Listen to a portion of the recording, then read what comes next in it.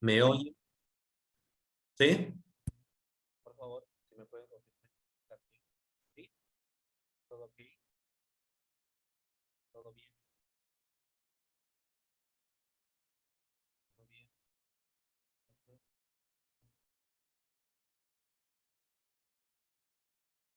¿Me escuchan entonces, no? Perfecto.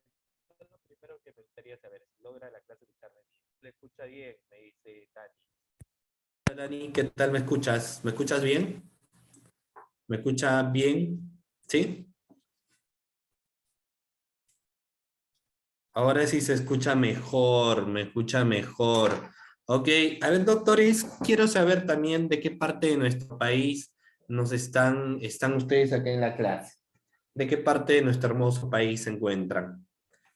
¿Quién es? Ah, Cindy de Trujillo, Jason de Trujillo, Linda de Puno, Chiclayo, ok, muy bien. De Trujillo, excelente. De Trujillo también, ¿no? De Arequipa, de Huánuco, de Tingo María, de Cusco, wow, de varios lugares se encuentran aquí, de Madre de Dios, Albania, de Arequipa, Madeley, de Vaneses de Cusco, Ana Cecilia de Trujillo, Jessica es de Lima, Andrés Huancavelica, ok, Guaral, ¿no? De Huaraz. Bueno, entonces tenemos diferentes lugares que se encuentran en esta clase. ¿Qué tema me convoca a hablar con ustedes? Básicamente es el tema relacionado a la teoría del delito y lo que me han dicho elementos, reitero nuevamente, solamente me han señalado hablar de algunos de los elementos de la teoría del delito, sesión está relacionada a las matices de antijuricidad y culpabilidad, lo vamos a abordar en la clase del día de hoy, tenemos 2 horas de clase, la idea es que esto no sea un monólogo donde yo solamente pueda explicarles, sino si ustedes tienen alguna duda y quieran formular alguna pregunta sobre la temática que estamos hablando, gustosamente ustedes lo pueden realizar y yo estaré absolviendo cualquier pregunta o interrogante que ustedes tengan sobre este tema, ¿ya? Entonces tengamos en cuenta esa situación. Perfecto, doctores. Voy a, en ese sentido, ir señalando algunas cuestiones iniciales. Existen 3 teorías, una teoría del delito, una teoría del dominio del hecho y existe una teoría de infracción del deber. Eh, la madre de todas las teorías es la teoría del delito. Una teoría del delito lo que busca es entablar si determinado hecho constituye o no un delito, pues como su nombre mismo lo dice, una falta, o quizás no constituye absolutamente nada. Si determinado hecho constituye penal, ¿a través de qué? Vamos a tener que evidenciar si determinado hecho, que es la primera esencia que uno tiene que tener en cuenta, para que después de haber determinado ya nos entablamos ante la existencia de acción o si es una acción por omisión. ¿De acuerdo? Si tenemos una acción por omisión, eso debemos tener que subsumir en un determinado tipo penal. Y aquí ingresa, pues, obviamente, los matices de lo que viene a ser la culpabilidad, que entiendo que ustedes ya lo han estado desarrollando en la clase, para que luego hablemos de la antijuricidad, que es el tema que a mí me convoca en esta ocasión. Si yo voy a hablar de antijuricidad, doctores, significa que tengo que hacer mención a las causas de culpabilidad. Es decir, tener que señalar los 2 elementos existentes en la teoría del delito, lo que viene a ser una acción donde evidencia antijuricidad y donde pueda señalar también que existe o no la culpabilidad, ¿ya? Pero yo voy a manifestar algunas cuestiones iniciales de paso para ir recordando con cada uno de ustedes. Nos señala que lo que se reprime a una persona es una conducta, pero no es cualquier conducta, nos dice, sino que tiene que ser una conducta que tenga una relevancia penal. Reitero nuevamente, no vendrá a ser cualquier conducta, sino solo y solo si aquella que tenga como esencia alguna relevancia de carácter penal. No cualquier conducta, solo los que tienen relevancia penal. Y lo que uno ahí quiere tener en cuenta es ¿cómo yo determino primero la existencia de una conducta? Por ejemplo, si yo agarro en estos momentos en mi mano, tengo un vaso, no es, perdón, tengo una botella de agua, si yo lo lanzo, ¿realizo una acción o no realizo una acción? Obviamente realizo lo que viene a ser una acción, agarrar el bote y lanzarlo. Esa acción es un comportamiento normal que uno tiene. Cuando hablamos de una relevancia de carácter penal, cuando yo, a través de esa acción, arrojo esta botella a la cabeza de otra persona con la intención de causarle daño, entonces yo en ese caso en particular estaré hablando de una acción, pero que se subsume en un tipo penal. ¿Por qué? Si yo arrojo a una persona esta botella y le cae en la cabeza, ¿qué le puedo producir, doctores? Si yo le lancé la botella. Lesiones, ¿cierto? Sean lesiones simples o lesiones graves, pero le provoco yo lesiones. En pocas palabras, pongo en puesta en peligro o lesiono un bien jurídico tutelado, que en este caso viene a ser la vida, por mi accionar, ¿cierto? Por mi accionar. Eso es lo que en ocasiones se suele evidenciar. Es decir, por mi accionar he generado este comportamiento que genera, sin lugar a dudas, una lesión a un bien jurídico tutelado. ¿No es cierto? Genera una lesión a un bien jurídico tutelado y naturalmente, pues estas cuestiones pueden ocasionarse. Y como me dice Jessica, podría incluso producir la muerte, ¿no? Eso es importante que tengamos en cuenta. Bueno, eh, y otras cuestiones más. Por ejemplo, voy a detallarles a continuación lo siguiente. Sin embargo, existen algunas circunstancias que yo pueda cometer, pero que no necesariamente yo genere una lesión. O por lo menos aquellas circunstancias en las cuales se dice que yo no voy a ser responsable penalmente. ¿Y cuándo lo vamos a evidenciar esto? Por ejemplo, doctores, pregunta a la clase inicialmente. ¿Cuáles son las circunstancias en las cuales yo señalo que no existe acción? ¿En qué circunstancias, doctores, yo podría señalar que no existe acción?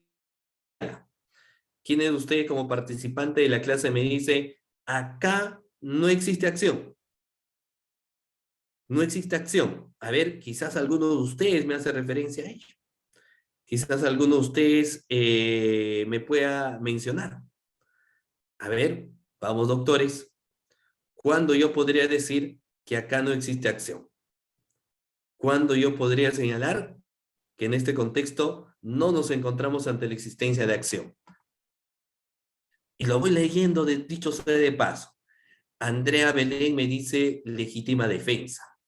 En la legítima defensa, ¿existe o no existe acción?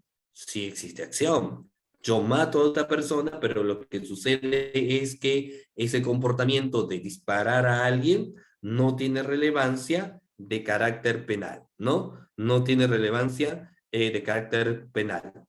Un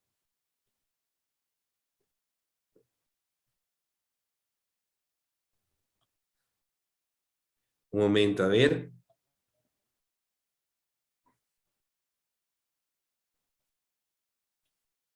Muy bien. Si yo realizo, por ejemplo, en ese sentido, la legítima defensa es una causa de antijuricidad. La legítima defensa, doctores, es una causa de antijuricidad, mas no es una situación en la cual yo puedo decir que no existe acción. Sí existe acción. Lo que pasa es que yo actué en legítima defensa. Ahora, Víctor me dice dentro de las causas de justificación. No, no, no. En las causas de justificación sí existe acción. Lo que sucede es que se evidencia una atenuante por la cual yo voy a señalar que no me encuentro ante un hecho que tenga una responsabilidad de carácter penal, pero no me señala que no es que ha existido acción. Sí existe acción. Nicolás me conocimiento del hecho. Conocimiento del hecho puede ser, es una definición muy bien, Nicolás, está bien, correcto, porque por lo general cuando yo me encuentro ante la existencia de una falta de acción, significa que yo no tengo voluntad de realizar algo. O cuando quizás no tenía conocimiento de una circunstancia, vamos bien. El estado de inconsciencia, muy bien, Dani, es una causa en la cual yo señalo que no existe acción. El error de hecho sí existe acción, tengamos en cuenta. Jessica me dice, quizás cuando veo a una persona que le están robando y no hago nada al respecto. No, ahí sería una omisión, ¿no? Es decir, también sería responsable penalmente, pero porque existe una omisión. Muy bien, Karina. Karina me dice la fuerza física irresistible. Por supuesto que sí. La fuerza física irresistible sí, no existe acción. Cindy me dice, cuando solo tengo la botella en la mano, no hay acción. Vamos bien. El pensamiento, bueno, el pensamiento no linke, es el intercrimen, es una cosa diferente. Miren, doctores, yo les voy a señalar de que existen tres circunstancias, mucha atención, tres circunstancias en las cuales yo puedo señalar que aquí no existe acción. Reitero nuevamente, yo puedo señalar tres circunstancias en las cuales yo menciono aquí no existe acción. El primero de ellos, vamos a ver, cuando digo que yo no existe acción, fuerza física irresistible, tomemos nota, fuerza física irresistible, ¿ok? ¿Y esto por qué? Porque para que exista acción, yo tengo que realizar un movimiento corpóreo. Yo tengo que tener la voluntad de realizar un comportamiento contrario a norma. O si no, yo tengo que cometer una omisión penada por ley, ya sea una omisión pura o una omisión por comisión. Es decir, dejar de hacer algo establecido, omito algo. Pero en una situación donde yo señalo que no existe acción, es por ejemplo en la fuerza física irresistible. ¿Y qué es la fuerza física irresistible? Aquella situación donde el individuo, donde cada uno de nosotros nos es imposible poder maniobrar nuestra voluntad corpórea. Significa donde nos es imposible a nosotros poder dominar nuestro cuerpo. Ejemplo, en un terremoto. No sé si alguno de ustedes, doctores, ha pasado por un terremoto. ¿Qué sucede si alguien pasa por esta situación? Movimiento telúrico. ¿Qué sucedería, digan ustedes, si producto de ese movimiento telúrico tú te resbalas y terminas cayendo encima de otra persona y le generas lesiones graves?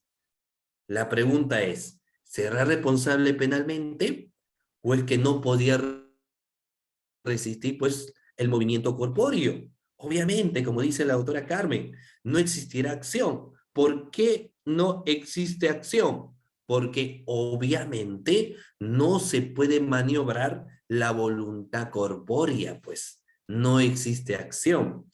El otro ejemplo típico, cuando la persona, por ejemplo, está caminando por un parque y en ese parque caminando tranquilamente se resbala en una cáscara de plátanos. Si esto sucede, puede terminar cayendo encima de quién? Termina cayendo encima, por ejemplo, de una anciana que tiene 70 años de edad. 70 años de edad. ¿Y qué es lo que sucede en ese contexto? A ver, doctores, denme un minutito. Ahorita regreso, por favor, un minuto.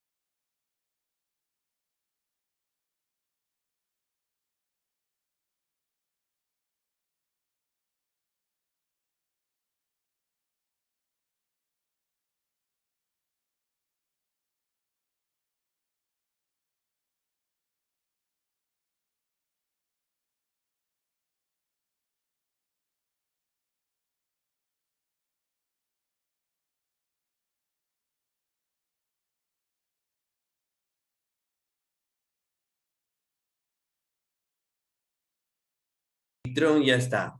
Sí, había salido un momento. Muy bien. Para contestar una llamada, estamos de turno. Por eso ustedes me ven con terno. O sea, tengo clase con usted, pero también tengo que atender las diferentes llamadas de turno existentes, ¿de acuerdo? Muy bien. Entonces, pero bueno, quizás nuevamente vuelvan a llamar, vamos a tener obviamente que responder. Ustedes saben, cuando la fiscalía se encuentra de turno, en cualquier momento puede haber detenidos. Pues no se preocupe, igual vamos a terminar la clase del día de hoy, ¿ya? Entonces, vamos a ver en ese sentido. Si yo estoy caminando tranquilamente y me resbalo en una cáscara de plátanos y caigo encima de la abuelita, le genero lesiones, la pregunta es, ¿yo soy responsable penalmente? ¿Qué opinan ustedes? ¿Puede ser o no responsablemente? Penalmente, ¿qué opinan? O es que tengo un deber de cuidado, si yo camino por el parque tengo que estar atento si alguien lanzó una cáscara de plátanos, no lo hizo, o es que ya eso escapa de mi responsabilidad. Vamos a ver que la esencia nos señala de que el individuo tiene que tener deberes iniciales de cuidado o de autoprotección, si es que lo queremos llamar de esa manera. Sin embargo, lo que también hay que tener en cuenta, por ejemplo, doctores, es la siguiente situación. Miren, y les voy a poner como ejemplo a ustedes. Si uno va al parque, se entiende de que existe un personal de limpieza encargado de tener que limpiar pues todo el parque. Y dos, se entiende que las personas, nosotros, las cáscaras de los plátanos, no lo ponemos en el piso, sino lo ponemos en el basural correspondiente. Entonces, si yo estoy en un parque, voy a disfrutar, relajarme, estoy con mis audífonos, y si resbalo en una cáscara de plátanos en las cuales yo no me di cuenta y yo me cojo la cáscara de plátanos. Y si yo al momento de resbalarme caí encima de la abuelita y le generé estas lesiones, entonces no existirá acción porque esto ha sido producto de un hecho fortuito donde se encuentra una fuerza física irresistible. Porque si tú te resbalas, ya no hay forma en la que tú puedas detener la caída, ¿cierto? Te caes porque te caes. Eso es lo primero. Entonces, voy a presentarle, por ende, vamos acá en la diapositivas, ¿ya? Muy bien. Pregunta, doctores, ¿pueden visualizar las diapositivas? Sí, ¿no? Muy bien, ustedes me señalan, sí, profesor, visualizamos las diapositivas, no, profesor, no visualizamos las diapositivas. Muy bien, entonces, los supuestos de la ciencia de la acción son aquellos tres que hemos mencionado, y yo les estoy señalando el primero, ¿no? La fuerza física irresistible, cuando a la persona le es imposible poder maniobrar la voluntad corpórea. Primera situación, fuerza física irresistible. Queda claro ese aspecto. También puede ser considerado, doctores, fuerza física irresistible cuando uno, por ejemplo, tiene y va con su automóvil a su trabajo o a cualquier centro laboral, previamente hizo la revisión que corresponde y el mecánico le dijo todo ok, y sin embargo, cuando está conduciendo su vehículo, pierde los frenos del vehículo. Pierde los frenos del vehículo, doctores. Cuando eso sucede, cuando eso se da, no sé, espero que nunca les pase, pero si tú pierdes los frenos, ¿de qué forma podrías detener el automóvil? A ver, no sé si a alguno de ustedes les ha pasado, pero si tú pierdes los frenos, ¿cómo podrías, estimado participante, detener ese automóvil? Ya no tienes la acción sobre el vehículo. Y si tú atropellas a un individuo, no existirá una responsabilidad de carácter penal. Pero claro, hay que evidenciar si es que no fuiste negligente. Si tú no le llevaste el carro al mecánico, si tú conduciste a un estado de velocidad exagerado, entonces serás culpable. Pero si tú conducías un vehículo tranquilamente y te fallaron los frenos, no por culpa tuya, sino porque el encargado de hacer la revisión hizo una revisión negligente y tú causaste la muerte a otra persona, estaremos ante la existencia de una ausencia de acción voluntaria, ¿de acuerdo? E incluso el primer elemento de la teoría del delito no se estaría configurando. Luego tenemos, doctores, los estados de inconsciencia. Pregunta a la clase. ¿Cuándo hablamos que nos encontramos ante un estado de inconsciencia? Pregunta de la clase. ¿Cuándo hablamos, doctores, que nos encontramos ante un estado de inconsciencia? ¿Cuándo una persona dice que es inconsciente? ¿Por haber bebido licor? ¿Por haber consumido droga? ¿O cuando alguien dice, yo me encuentro realmente en un estado de inconsciencia? Muy bien, Dani. Dani me dice el sonambulismo. ¿Cuántos de ustedes han visto el Chavo del Ocho? ¿Quién no vio el Chavo del Ocho, cierto? Y ustedes ven que cuando el chavo agarraba el plato, o me parece Kiko, no lo sé, agarraba el plato y se lo llevaba a su barril. Y al día siguiente, cuando le decían, oiga, pero esto en mi barril, él no recordaba absolutamente nada, ¿cierto? O Kiko también, nadie recordaba. Entonces, es un ejemplo claro de un estado de inconsciencia.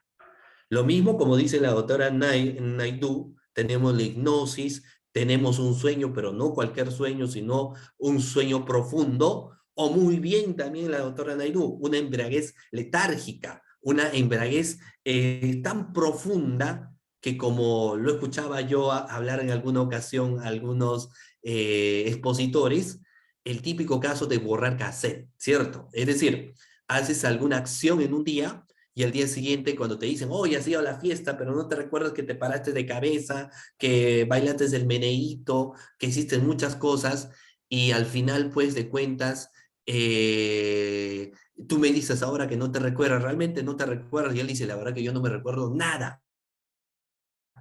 Lo último que recuerdo es que me tomé whisky. De ahí ya no más recuerdo.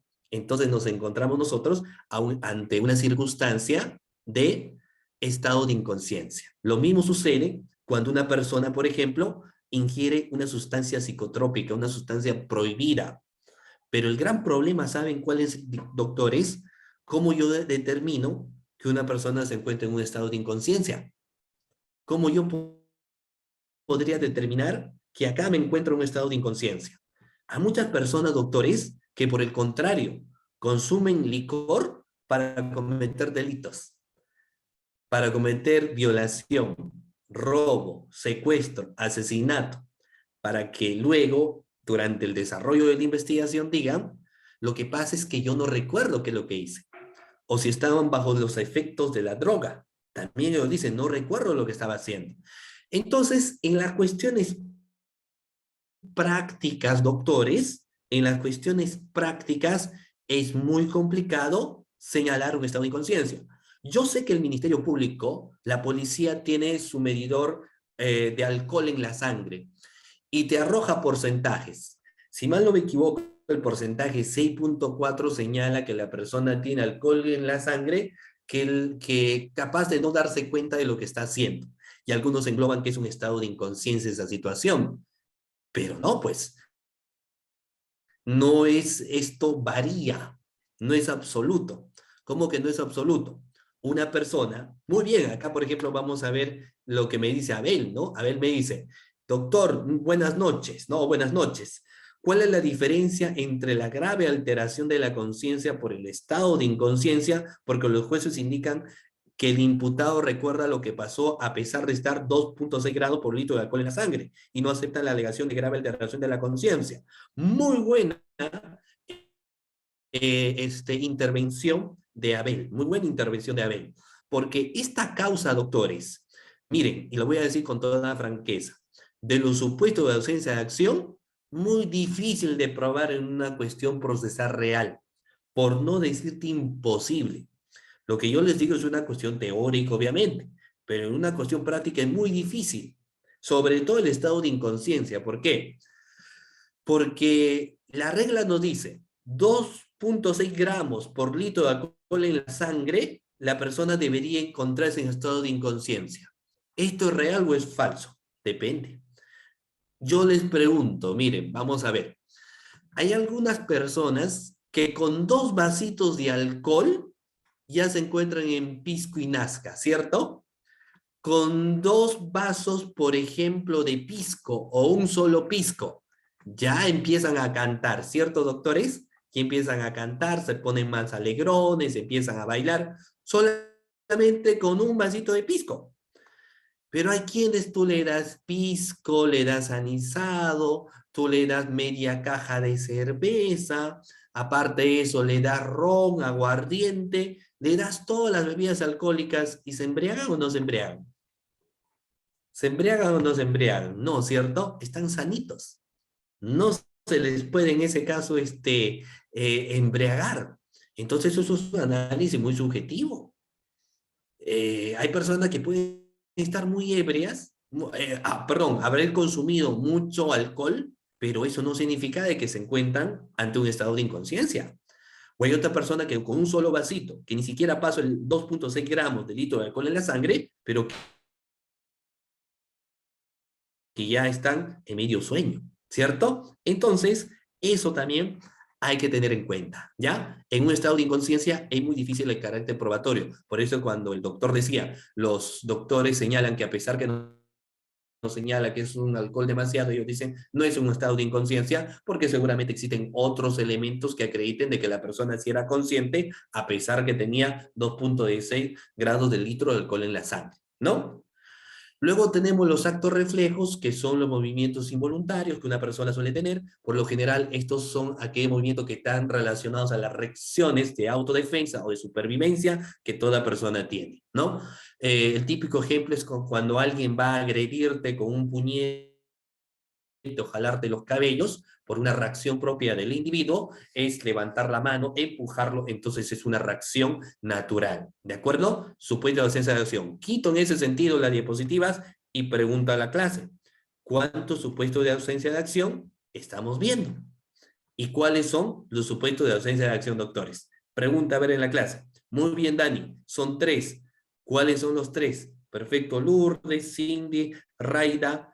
Bueno, cuando me dice la fea, me hace recordar a Romy Chan, ¿no? Y no lo hablo por Romy Chan, sino que Romy Chan, guapísima ella, lo que dice es que la fea es cuando utilizamos fuerza física irresistible, estado de inconsciencia y actos reflejos. Por favor, ¿de acuerdo? Por favor, muy bien. Naidu también lo hemos visto, fuerza física irresistible, estado de inconsciencia, actos reflejos. Pero lamentablemente con el dolor de mi corazón les tengo que decir que esto no pasa de una cuestión netamente teórica. En la práctica ningún fiscal, por lo menos desde los años que yo ya tengo laborando en el Ministerio Público, he evidenciado que se archiva un caso a consecuencia de la FEA.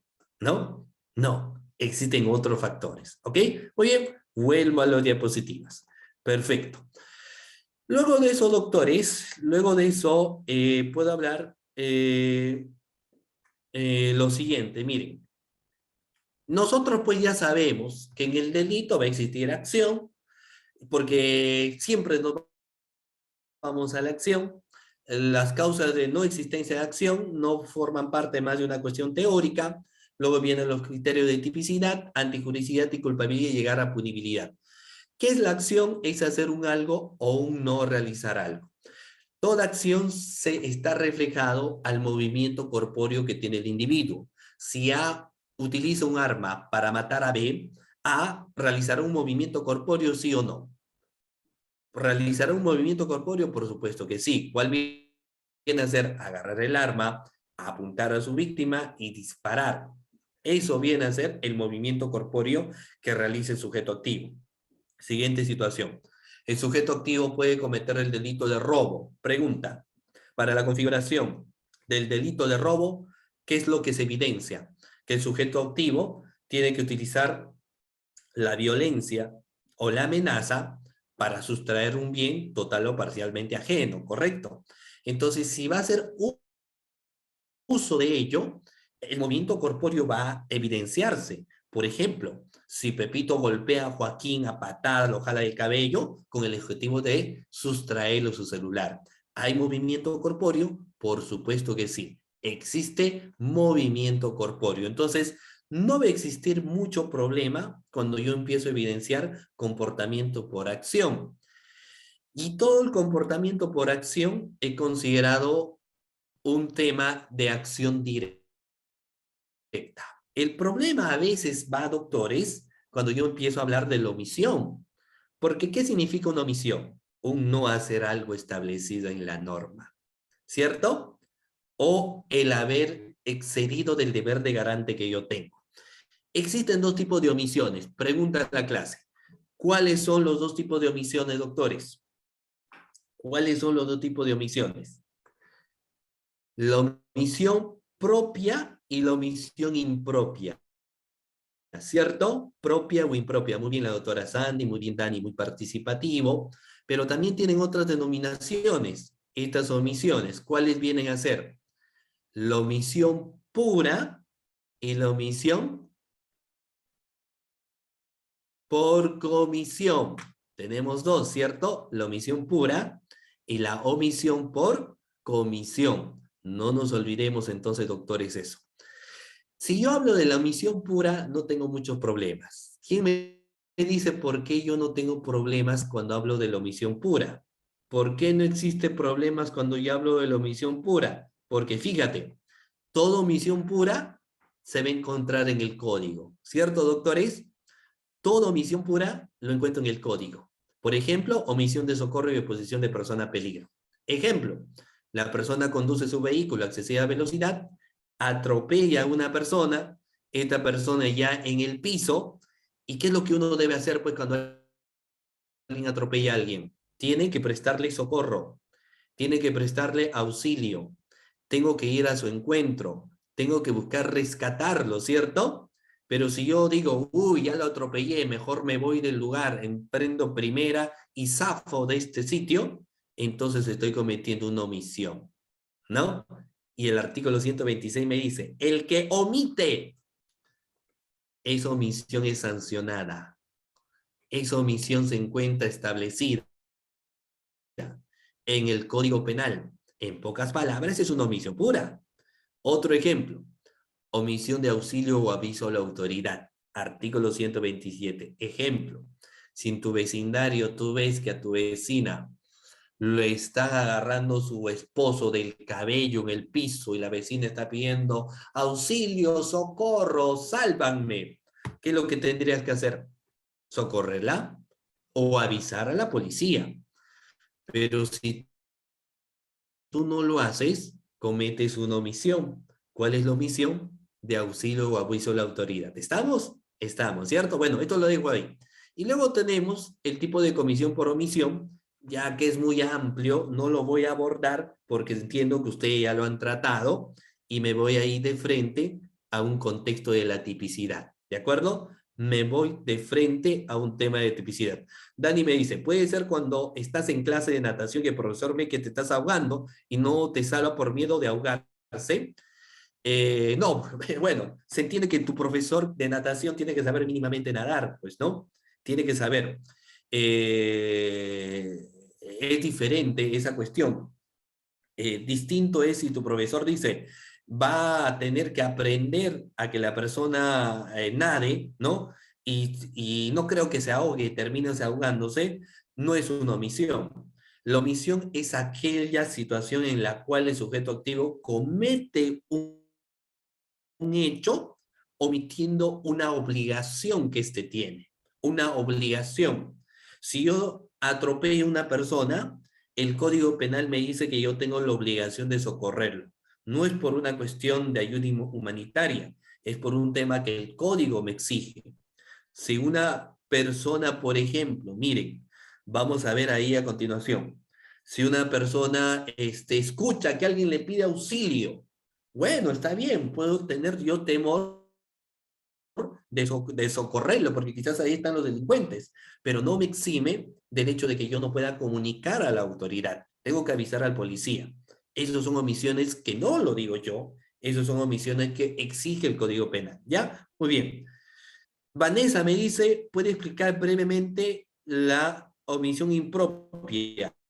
Arlet también Cárdenas me dice, solo un ejemplo de omisión por comisión. Pregunta a la clase, ¿de acuerdo? Porque este tema no me toca. Les abordo un poco brevemente el tema de omisión por omisión, doctores, de comisión por omisión, o nos vamos de frente al tema de tipicidad. Ustedes mandan en la clase y yo solamente obedezco lo que el público dice, ¿no? ¿Cierto? Ustedes me dicen, sí, profesor, ustedes me dicen, no, profesor, ya ustedes pues son los que de una u otra forma me tienen que señalar, ¿no? Si ustedes me dicen, profesor, ahora terminamos la clase, no hay ningún problema, lo terminamos. ¿de acuerdo? Ustedes mandan, yo solamente acato lo que ustedes dicen.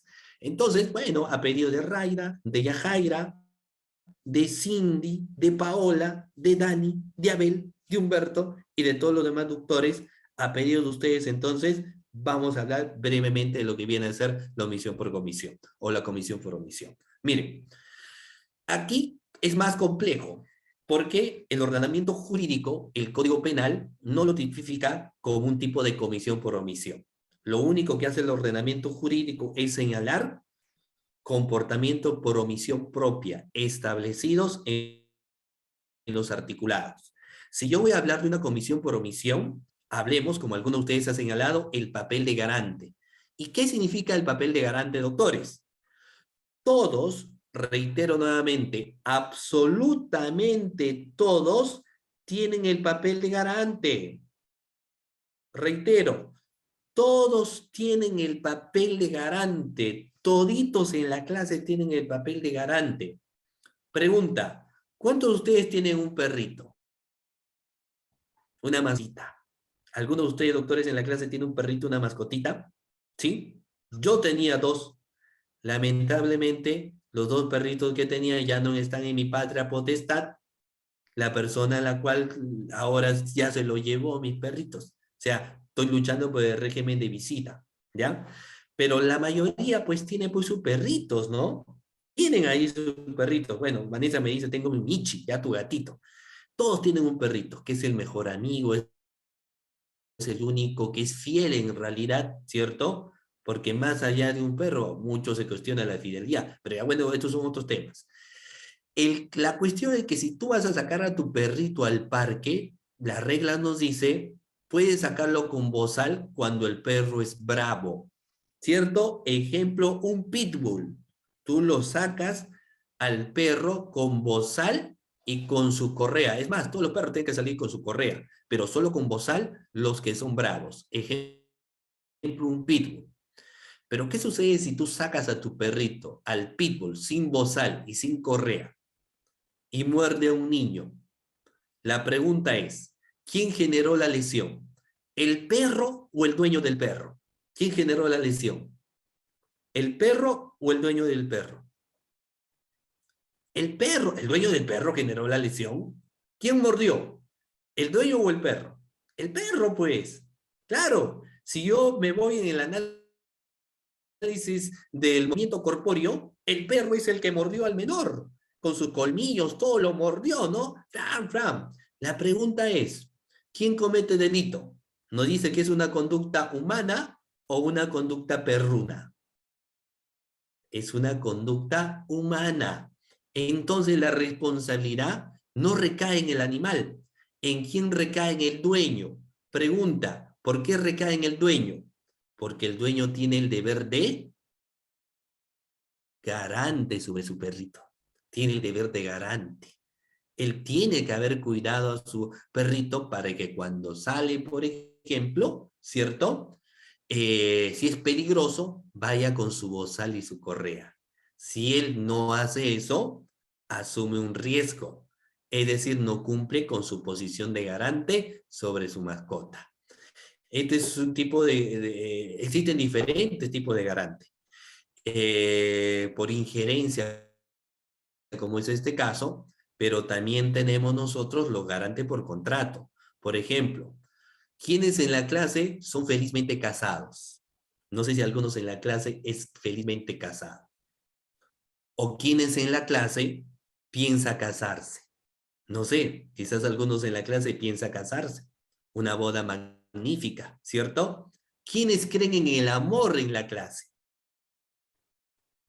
¿Quiénes creen en el amor? Si crees en el amor significa de que también crees en el matrimonio, crees en el sacramento.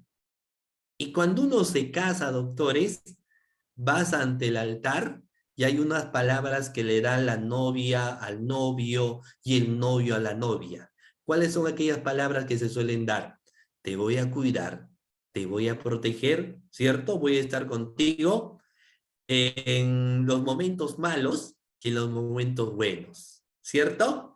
En la salud y en la enfermedad. ¿Qué más? en la pobreza y en la riqueza también, ¿cierto? ¿Cierto? Eso es lo que se dice, te juras ello. Entonces, ¿qué sucede si tu esposa está mal?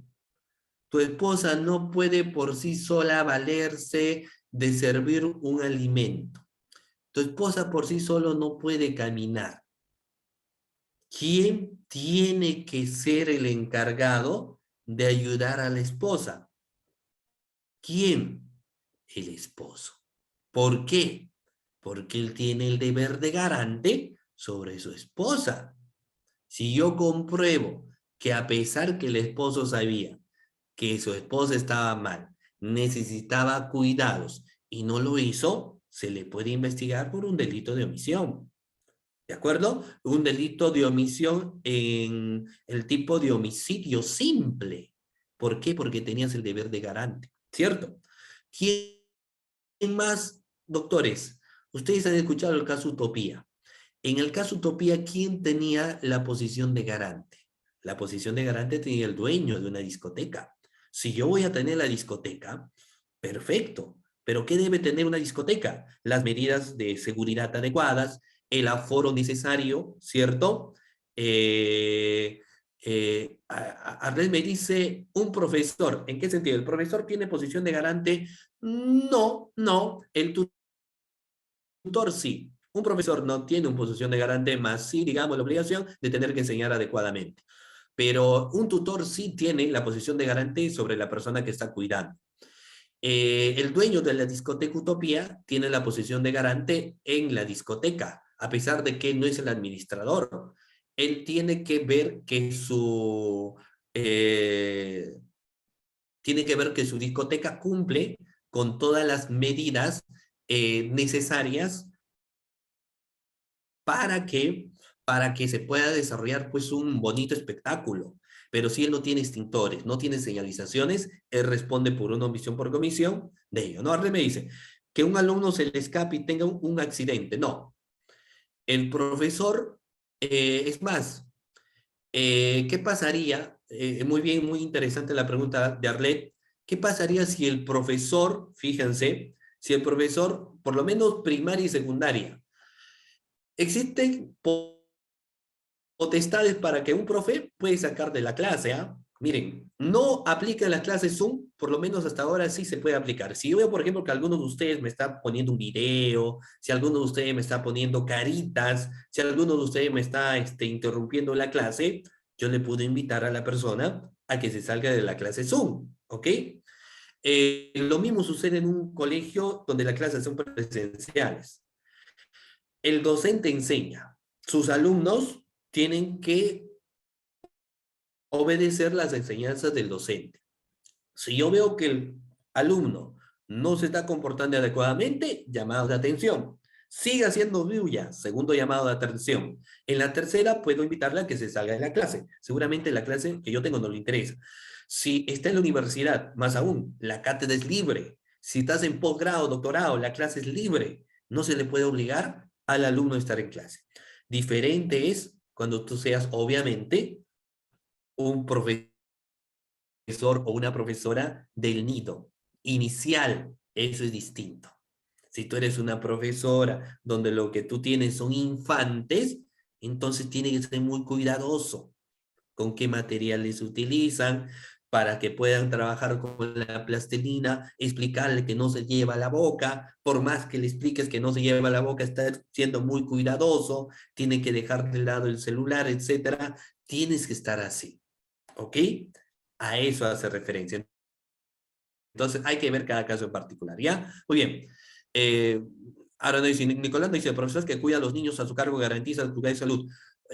Bueno, lo que pasa es que en algunas cuestiones de la pandemia ha variado, pero la esencia general es que un docente enseña, cuida a sus alumnos, pero no es que tal, tiene la obligación total de una posición de garante. Tengamos en cuenta, si el alumno se cae de su silla, no es responsabilidad del profesor, ¿de acuerdo? Quizás es responsabilidad de quienes tenían la CIA tener a bien de haber puesto y que sean nuevas, ¿ya? El profesor no tendría deber de garante frente al alumno de inicial. Sobre los menores, los infantes, sí. Sobre los infantes, sí. Sobre los grandes, no. Mendú Mendoza nos dice, hubo un caso reciente en un jardín donde se olvidaron un niño dentro, quien murió por meter la cabeza dentro de las rejas. En ese caso, el profesor, si es en una situación del jardín, hay que analizar cada caso. El docente obviamente tiene que ser el último que sale, no el primero, en el caso inicial, e incluso existen muchos centros donde le dicen docente, cerciórate que estos pequeños sean recogidos por su señor padre. Entonces vas asumiendo una posición de garante, ¿no? Muy bien. Obviamente si el universitario, pues, si el universitario o el de posgrado, doctorado, se va de la clase, ¿cierto? Y luego de eso muere, no es que tenía yo como docente la posición de garante sobre ese alumno. Él se salió de la clase porque ya en un nivel de esta magnitud tiene la libertad de cátedra libre. Si desea está en la clase y si no, está fuera. Pero eso sí, vienen los exámenes y esperemos que apruebe, ¿cierto? Es otra cosa.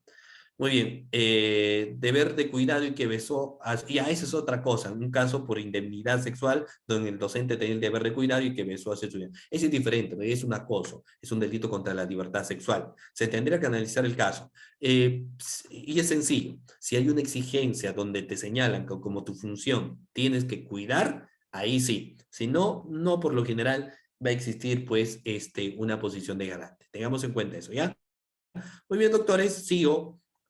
Eh, y también, bueno, eso es como un ejemplo. El tipo subjetivo nos dice que es un comportamiento que se puede dar por culpa o dolo eventual, ¿ya? Como en el caso utopía. ¿De acuerdo? Muy bien, sigamos. Avanzo esto, ustedes van a tener la diapositiva. No se preocupen, ya hablamos de la tipicidad. ¿Quién me dice qué entiende por tipicidad? Pregunta y quién me señala, quizás alguno de ustedes quiere participar y me diga, pues, ¿qué entendemos por tipicidad? Cuando decimos, muy bien, Dani, le escucho al doctor Dani. No sé si por favor le pueden habilitar a Dani, quiere participar. No sé si me apoyan ahí, por favor,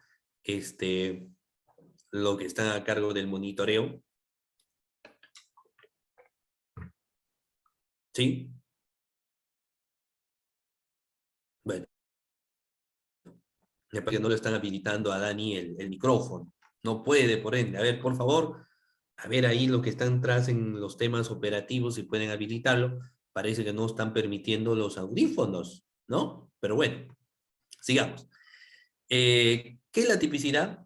No te preocupes, Dani, ya les hice llamada, ya la próxima, yo tengo 2 sesiones más con ustedes, yo voy a peticionar de que el participante pueda tener a bien de tener también una interacción a través del micrófono. De paso, lo voy escuchando, ¿no? Muy bien, vamos a ver. Miren, Leo, muy bien, Naidu es un hecho subsumido en un tipo penal. María, que encuadra en un tipo penal excelente. Percy, está escrito. Humberto, enmarca la conducta de una persona en un artículo penal. Dani, acción humana y voluntaria. Yo no me complico mucho cuando hablo de tipicidad, porque la tipicidad varía a lo largo del proceso de investigación. Muta, cambia, no es uno, tiene variación esto, ¿ok? Tiene variación. Miren, la tipicidad no es otra cosa que el encuadramiento de determinados hechos en un determinado tipo penal. Es encuadrar los hechos en un determinado tipo penal. A eso hace referencia, doctores. A eso hace referencia. Todos ustedes ahorita van a hacer el papel de fiscal y me van a ayudar a mí. ¿De acuerdo? Todos ustedes van a encuadrar determinados hechos a un tipo penal. ¿Ok? Me van a ayudar con eso. ¿Qué significa esto? ¿Qué pasaría si tú eres fiscal? Te llega una denuncia donde te dice el denunciante que Pepito lo golpeó para quitarle su celular. Dice, no, Pepito me agarró a bofetadas, me jaló el cabello, me dio patadas, porque yo no le quise dar mi celular. Y como ya me estaba golpeando, me logró quitar el celular. La pregunta es, estos hechos, ¿en qué tipo penal tú los subsumes? Robo, ¿cierto? Podría ser robo, robo agravado, etcétera. Los subsumes en el tipo penal. ¿Qué es lo que estás haciendo? Los hechos me estás subsumiendo en un tipo penal, ¿cierto? Vamos a otro ejemplo. La mamá de Carola, lamentablemente ya fallecida, denuncia ante el Ministerio Público que su conviviente Raúl la golpeaba siempre, que había denuncias contra él, que ella en varias ocasiones le había dicho, hija, sepárate de este celoso enfermizo. Pero ella no mamó, no mamá, yo lo amo con todo el corazón. Y un día, un 14 de febrero, este señor lo mató porque había encontrado algunos mensajes de texto y denuncia estos hechos. La pregunta es, ¿en qué tipo penal subsumes estos hechos? Feminicidio, omisión violenta, etcétera. Por lo que yo te narro muy bien, Johnny, Naidu, Eric, estaríamos posiblemente ante la configuración de feminicidio, que es lo que estoy haciendo una subsunción del tipo penal, inicial, dicho sea de paso. ¿Cierto? Entonces, así tengo varios. Pues si yo tengo un hecho donde, por ejemplo, Ricardo denuncia a Joaquín o denuncia a un sujeto, o mejor, Ricardo denuncia la muerte de su hermano Pedro, ambos se encontraban en un bar, ingresó un chico de aproximadamente 17 años, sacó un arma, lo restregó y a quemarropa 5 disparos. 2 en la cabeza, 1 en el pecho y ¡fum! Cae. Y así te llega la denuncia. ¿En qué tipo penal lo subsumes? ¿Qué delito sería eso con esos hechos iniciales que yo te lanzo? Posiblemente el delito de... ¿Qué delito será? Si una persona, ¿qué es lo que uno piensa cuando algo viene y sin más ni reparo te da disparos? ¿Solo homicidio? ¿Homicidio agravado? ¿Qué podría ser? Bueno, puede ser homicidio, pero no te olvides, muy bien, no te olvides, doctor, o no nos olvidemos, doctores, Nicolás lo dice, puede ser sicariato. Entonces yo podría empezar a subsumir estos hechos como posible delito de homicidio simple o incluso también sicariato. Y a nivel de la investigación yo voy a poder determinar, o espero determinar, ¿cierto?, qué tipo penal es la que se configuró. Y dentro de ello puedo decir, lo que me encuentro aquí es ante la existencia de la figura eminentemente de sicariato. ¿Ok? Pero eso lo voy a determinar. Pero al margen de ello, vuelvo a mis diapositivas. Lo que yo estoy haciendo es precisamente cumplir lo que dice la descripción respecto a la tipicidad. Porque lo que me dice a mí, la tipicidad es el encuadramiento en el tipo penal de toda la conducta que conlleva una acción o omisión ajustada a lo presupuesto detalladamente establecido como delito falta en un cuerpo legal. Es decir, para que una conducta sea típica, debe constar de manera específica y pormenorizada como delito en un código penal. ¿De acuerdo, doctores? Esta diapositiva que tienen, yo les voy a tener a bien de proporcionar, ¿ya? Estos materiales. Bueno, lo único que podrían hacer ustedes es escribirme al 997-58-80-13, 997-58-80-13, y tan solamente decir, profesor, quiero mi material de la teoría del delito. Y te vamos a remitir el material de las diapositivas de la teoría del delito y seguramente algunos folleticos más respecto a este tema. ¿De acuerdo? Muy bien. Entonces solamente, bueno, les voy a dejar el número, 997-58-80-13, pero un momentito, por favor. 997-58-80-13, ¿de acuerdo? Pero solamente quienes escriban hasta las 8 de la noche. Así que si tu mensajito llega fuera de las 8 de la noche, lamentablemente ya no te voy a poder remitir, ¿ya? Lo que ya voy a tener que hacer es solamente alguna pauta, remitirlo a través de lo que viene a ser la coordinación. ¿De acuerdo? Muy bien. Entonces sigamos. Sigamos aquí, doctores. En ese sentido, la tipicidad como regla fundamental, lo que nos termina señalando es que la tipicidad no es otra cosa que el encuadramiento en el tipo penal de toda conducta que conlleva una acción o una omisión ajustada a los presupuestos detalladamente establecidos como delito falta en un cuerpo legal. Es decir, para que una conducta sea típica, debe constar de manera específica como delito falta en el código. Mucho hemos hablado de la infidelidad. La pregunta es, ¿la infidelidad es delito? Pregunta, ¿la infidelidad es delito? ¿Tú puedes procesar a una persona porque lo consideras que es infiel? ¿No es cierto? ¿Por qué? Porque los dice que los parámetros, de acuerdo, de lo que viene a ser la tipicidad, existe una obligación de tener que encuadrar en un tipo penal como delito. Yo sé que la infidelidad es una circunstancia mediante el cual, por ejemplo, puede ser una causal de divorcio, ¿cierto? Podría ser una causal de divorcio, pero de ninguna manera, ¿cierto? De ninguna manera puede ser considerada una configuración de un tipo penal, ¿ok? De ninguna manera puede ser considerada como tal. La tipicidad, aparte de eso, tiene consigo un análisis bastante interesante que hace mención a la imputación objetiva. Ya, quienes están escribiendo al WhatsApp, simplemente pones teoría del delito, no pones material teoría del delito. Y ahí te remitimos la documentación, ¿no? Solamente teoría del delito, nada más, ¿de acuerdo? Si quieres las diapositivas. Entonces, la imputación objetiva, aparte de eso, tiene varias categorías, obviamente. Hablar de la teoría del delito no es única. La teoría del delito engloba toda una serie de circunstancias, toda una serie de conceptos, las cuales hay que tener, obviamente, tener que detallar con exclusividad, hay que tener que analizarlo cautelosamente y hay que tener que verificar pues el cumplimiento no de las mismas, ¿no? Entonces, la imputación nos puede hablar a nosotros de una imputación objetiva del resultado, una imputación objetiva del comportamiento, y esto ya es una cuestión teórica que es importante, sí, pero que lo voy a dejar porque lo que me interesa a mí es irme de frente en el contexto, por ejemplo, de mencionar alguna cuestión de antijuricidad, ¿ya? Muy bien, a ver, vamos a ver acá. La imputación subjetiva es otro de los elementos muy interesantes también que hay que tener que analizar, ¿ya? Los criterios de una imputación subjetiva.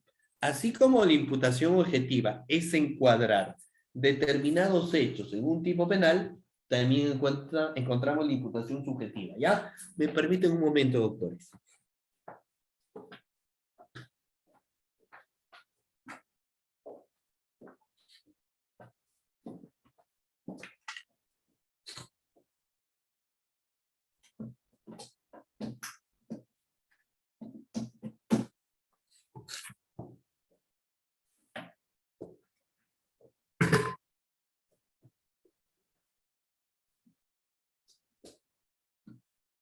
Ya. Entonces, en los criterios básicos de la imputación subjetiva, aquí lo que yo empiezo a analizar es el comportamiento mental de idea que tiene eminentemente el sujeto activo que cometió un hecho.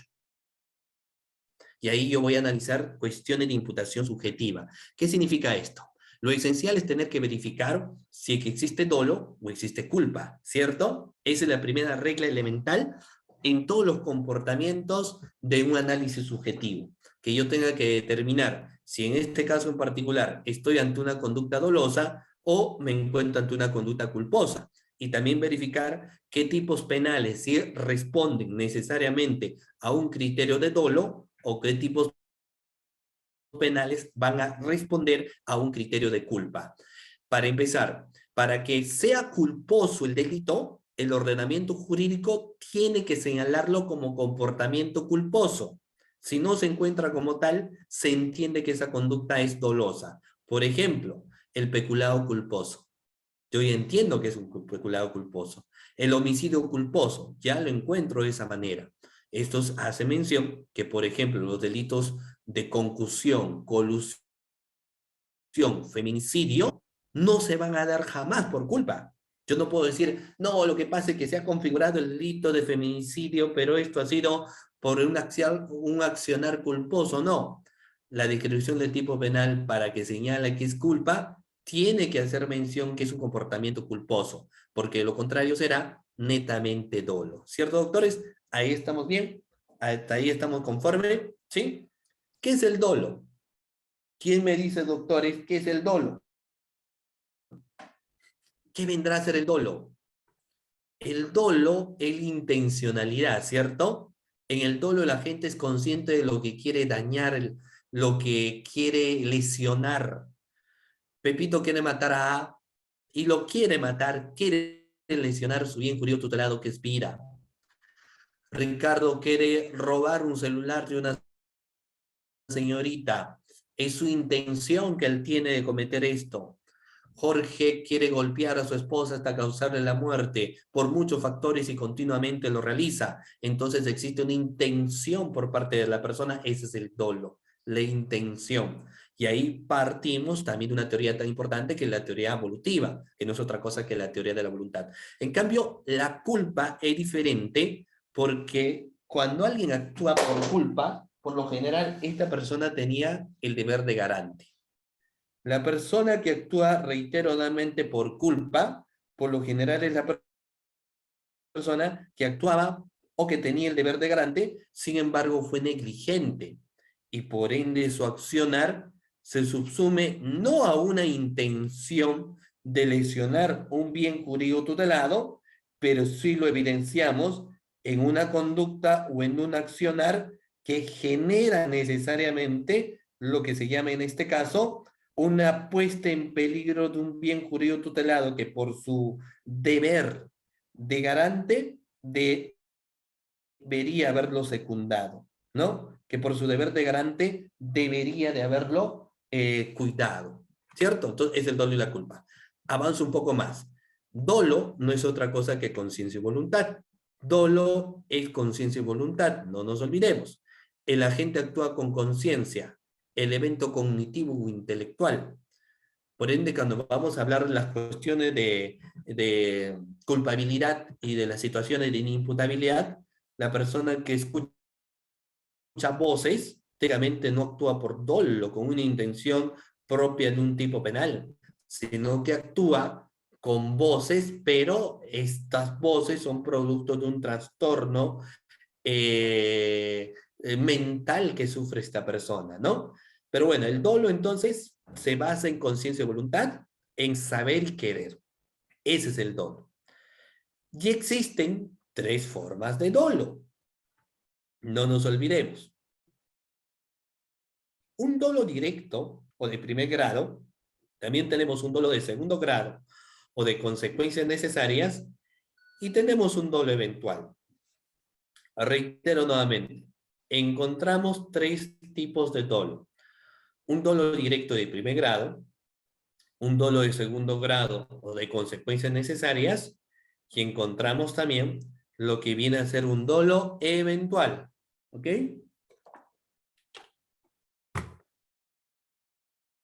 En el dolo directo o de primer grado, el agente logra el resultado que desea.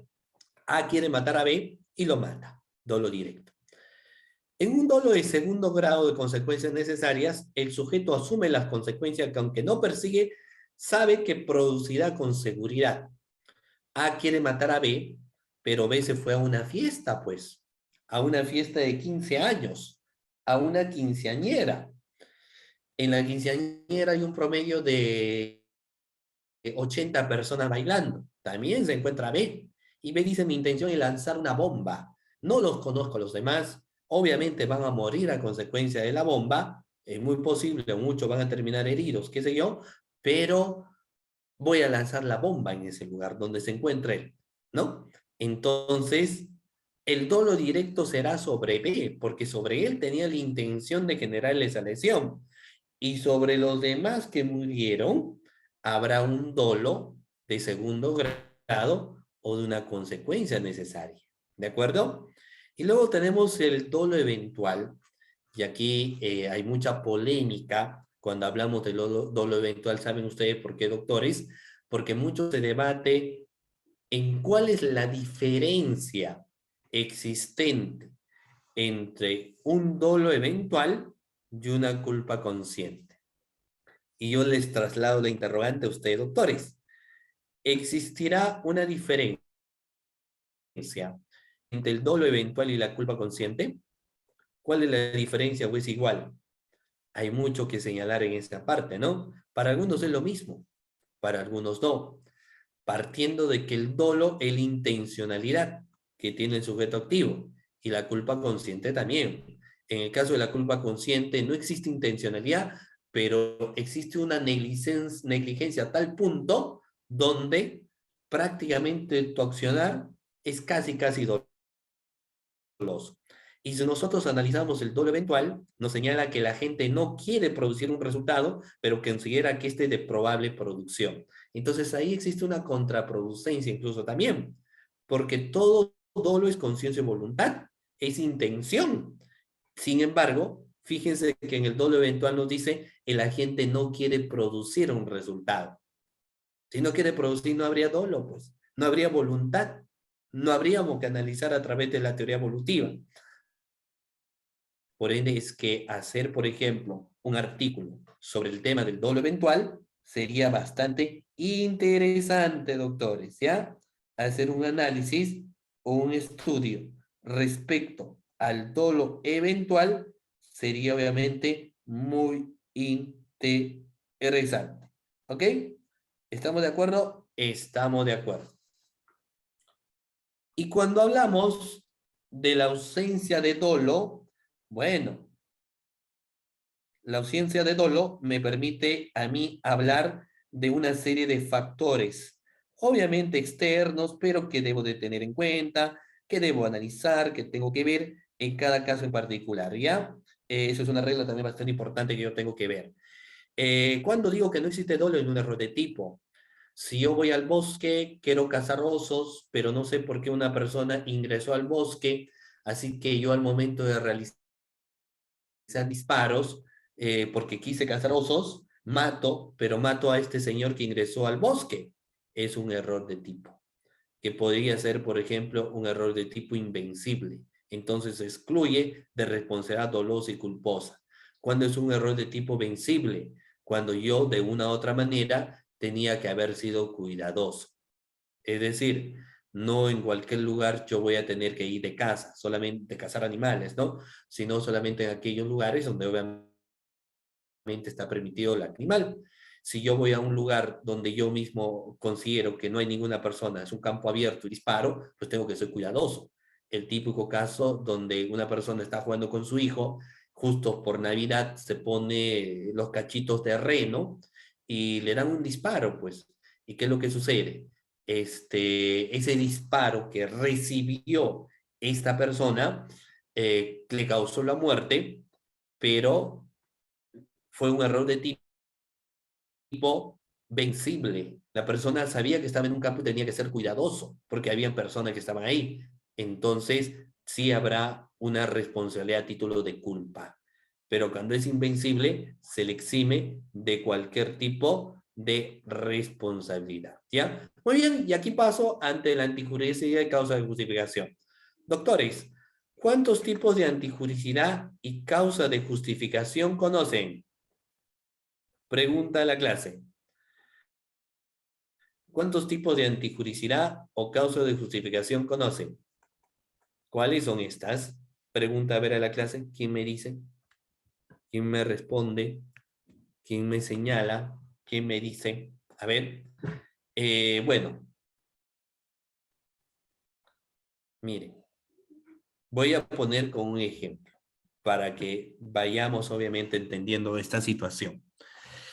¿Es posible, doctores, que yo genere una lesión al bien jurídico tutelado, pida de manera irreparable, es decir, lo mato, sin que yo sea responsable penalmente? ¿Es posible o es un imposible jurídico? O sea, yo puedo matar a alguien y luego decir, oh, bueno, lo maté, y yo ser exento de una responsabilidad penal. ¿Puedo o no puedo? ¿Se puede o no se puede? ¿O es un imposible jurídico? Fíjense que sí se puede. No sé si ustedes han tenido la clase con la doctora Romy Chan. ¿Ya han tenido todavía no, doctores? Porque esta no es su primera clase, ¿cierto? Ya han tenido clase, claro, clase con la doctora Romy Chan, ¿cierto? ¿Sí? Si ustedes ayer han tenido la clase, esta es la cuarta clase. Ah, perfecto, la cuarta clase. Mire, yo le escuchaba a la doctora Romy Chan cuando ella decía, hasta te dan premios por matar. Y te decían que matar no es malo. Yo ahí sí discrepo, pues, porque el único que te puede, si tú eres creyente en Dios, el único que te puede quitar la vida, ¿quién es? Es Dios, pues. Es Dios. El único que te puede arrebatar la vida es Dios, nadie más. Y bajo los designios de la fe y de la religión, matar es un pecado. ¿Cierto? Matar es un pecado. Entonces matar sí es malo, si tú crees. Pero profesor, pues yo soy abogado, tú sabes que los abogados siempre vamos ahí al infierno. Ah, bueno, si es así, entonces sometámonos a lo que viene a ser exclusivamente nuestro ordenamiento jurídico, porque nuestro ordenamiento jurídico nos dice que si, por ejemplo, nosotros matamos, ¿cierto? Producto de una legítima defensa, no somos responsables penalmente, ¿cierto? No somos responsables penalmente. Y en el caso que decía Romy Chan era de que si yo mato en la guerra, obviamente a quienes matan en la guerra se les llama héroes, ¿cierto? Eres un héroe, defendió la patria, mató a 50 personas, ganamos la guerra, hay que condecorarlo, pues. Entonces ahí la mala concepción que uno puede decir, entonces matar es bueno, pero en realidad no es bueno. Si tú eres creyente, uno diría pues que no, definitivamente matar a una persona no es lo adecuado, nadie puede quitarte la vida, solamente Dios. Pero como somos abogados, los abogados nos regimos en lo que se encuentra escrito, y lo que se encuentra escrito que señala que si yo obro por legítima defensa, no soy sancionado penalmente, por lo menos terrenalmente, si eres creyente, ¿no? Entonces sí, sí es posible matar a alguien y que no seas tú responsable penalmente. Se actúa de legítima defensa, ¿no? Defensa propia. Muy bien, John. Siguiente. Es posible que yo agarre, miren, es posible que yo agarre una motocicleta que se encuentra fuera de una casa, o incluso ingrese yo a la casa, saque la motocicleta y no sea responsable penalmente, o necesariamente será un delito contra el patrimonio. ¿Qué opinan ustedes? ¿Puedo hacer eso o no puedo hacer eso? ¿Es posible o no es posible?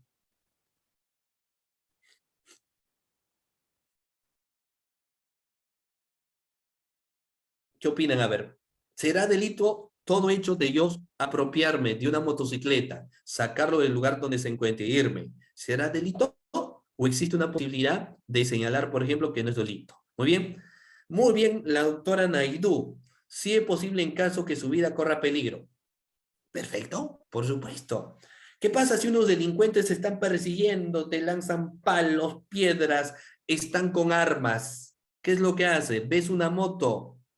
Tienes que subirte a la moto y tienes que irte del lugar. Los dueños te van a denunciar por hurto, delito contra el patrimonio. Pero ¿qué es lo que va a suceder? De que te encontrabas ante un estado de necesidad justificante. Y eso lo vamos a ver más adelante. Lo que yo estoy diciendo es algunas situaciones iniciales. Muy bien. Y así tenemos varias más que lo voy a ir definiendo poco a poco, ¿ya? Muy bien, entonces vuelvo a mis diapositivas. La antijuricidad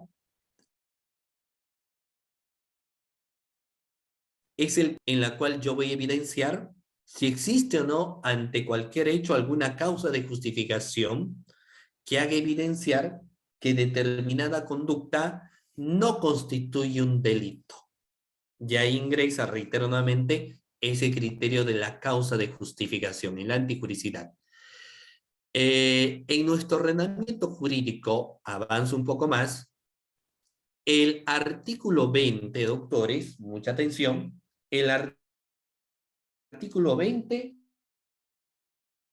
me hace mención a lo que vienen a ser las causas de justificación. El artículo 20, reitero nuevamente, me va a hacer mención, doctores, a las causas de justificación. Y existen varias causas. No existe solamente una. Existen varias causas. Y yo lo he señalado ahí. Y ustedes, obviamente, lo están viendo en esta oportunidad como causas de justificación. Ahí lo tienen, ¿cierto? Ahí lo están viendo. La legítima defensa. ¿Dónde lo encontramos establecido? En el artículo 20, numeral 3 del Código Penal. ¿Qué más tengo? El estado de necesidad justificante, numeral 4 del mismo artículo 20. Tengo el numeral 8 y 11 del Código Penal, que también es una causa de justificación, obrar por disposición de la ley, en cumplimiento de un deber o en el ejercicio legítimo de un derecho, oficio o cargo. Tengo la obediencia debida, numeral 9. Tengo el numeral 10, el consentimiento, por mencionar solamente algunos. No son los únicos 5 que yo te estoy señalando aquí. Existen más, pero digamos que hasta cierta medida son los que de una u otra forma más se aplican a los contextos de la realidad. Pero reiteradamente no son los únicos. Voy por el primero, la legítima defensa. Fíjense, doctores.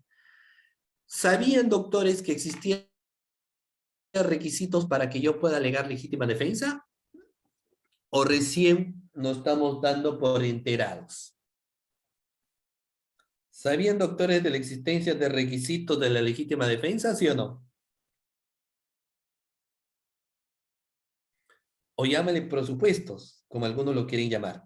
Y la respuesta es sí, existen requisitos. No es que yo determine y considere y señale, por ejemplo, aquí existe legítima defensa porque si no, sino tiene que existir una fundamentación adecuada, ¿cierto? Tiene que existir una fundamentación precisa para ese caso en particular. ¿Ok? Entonces, que yo evidencio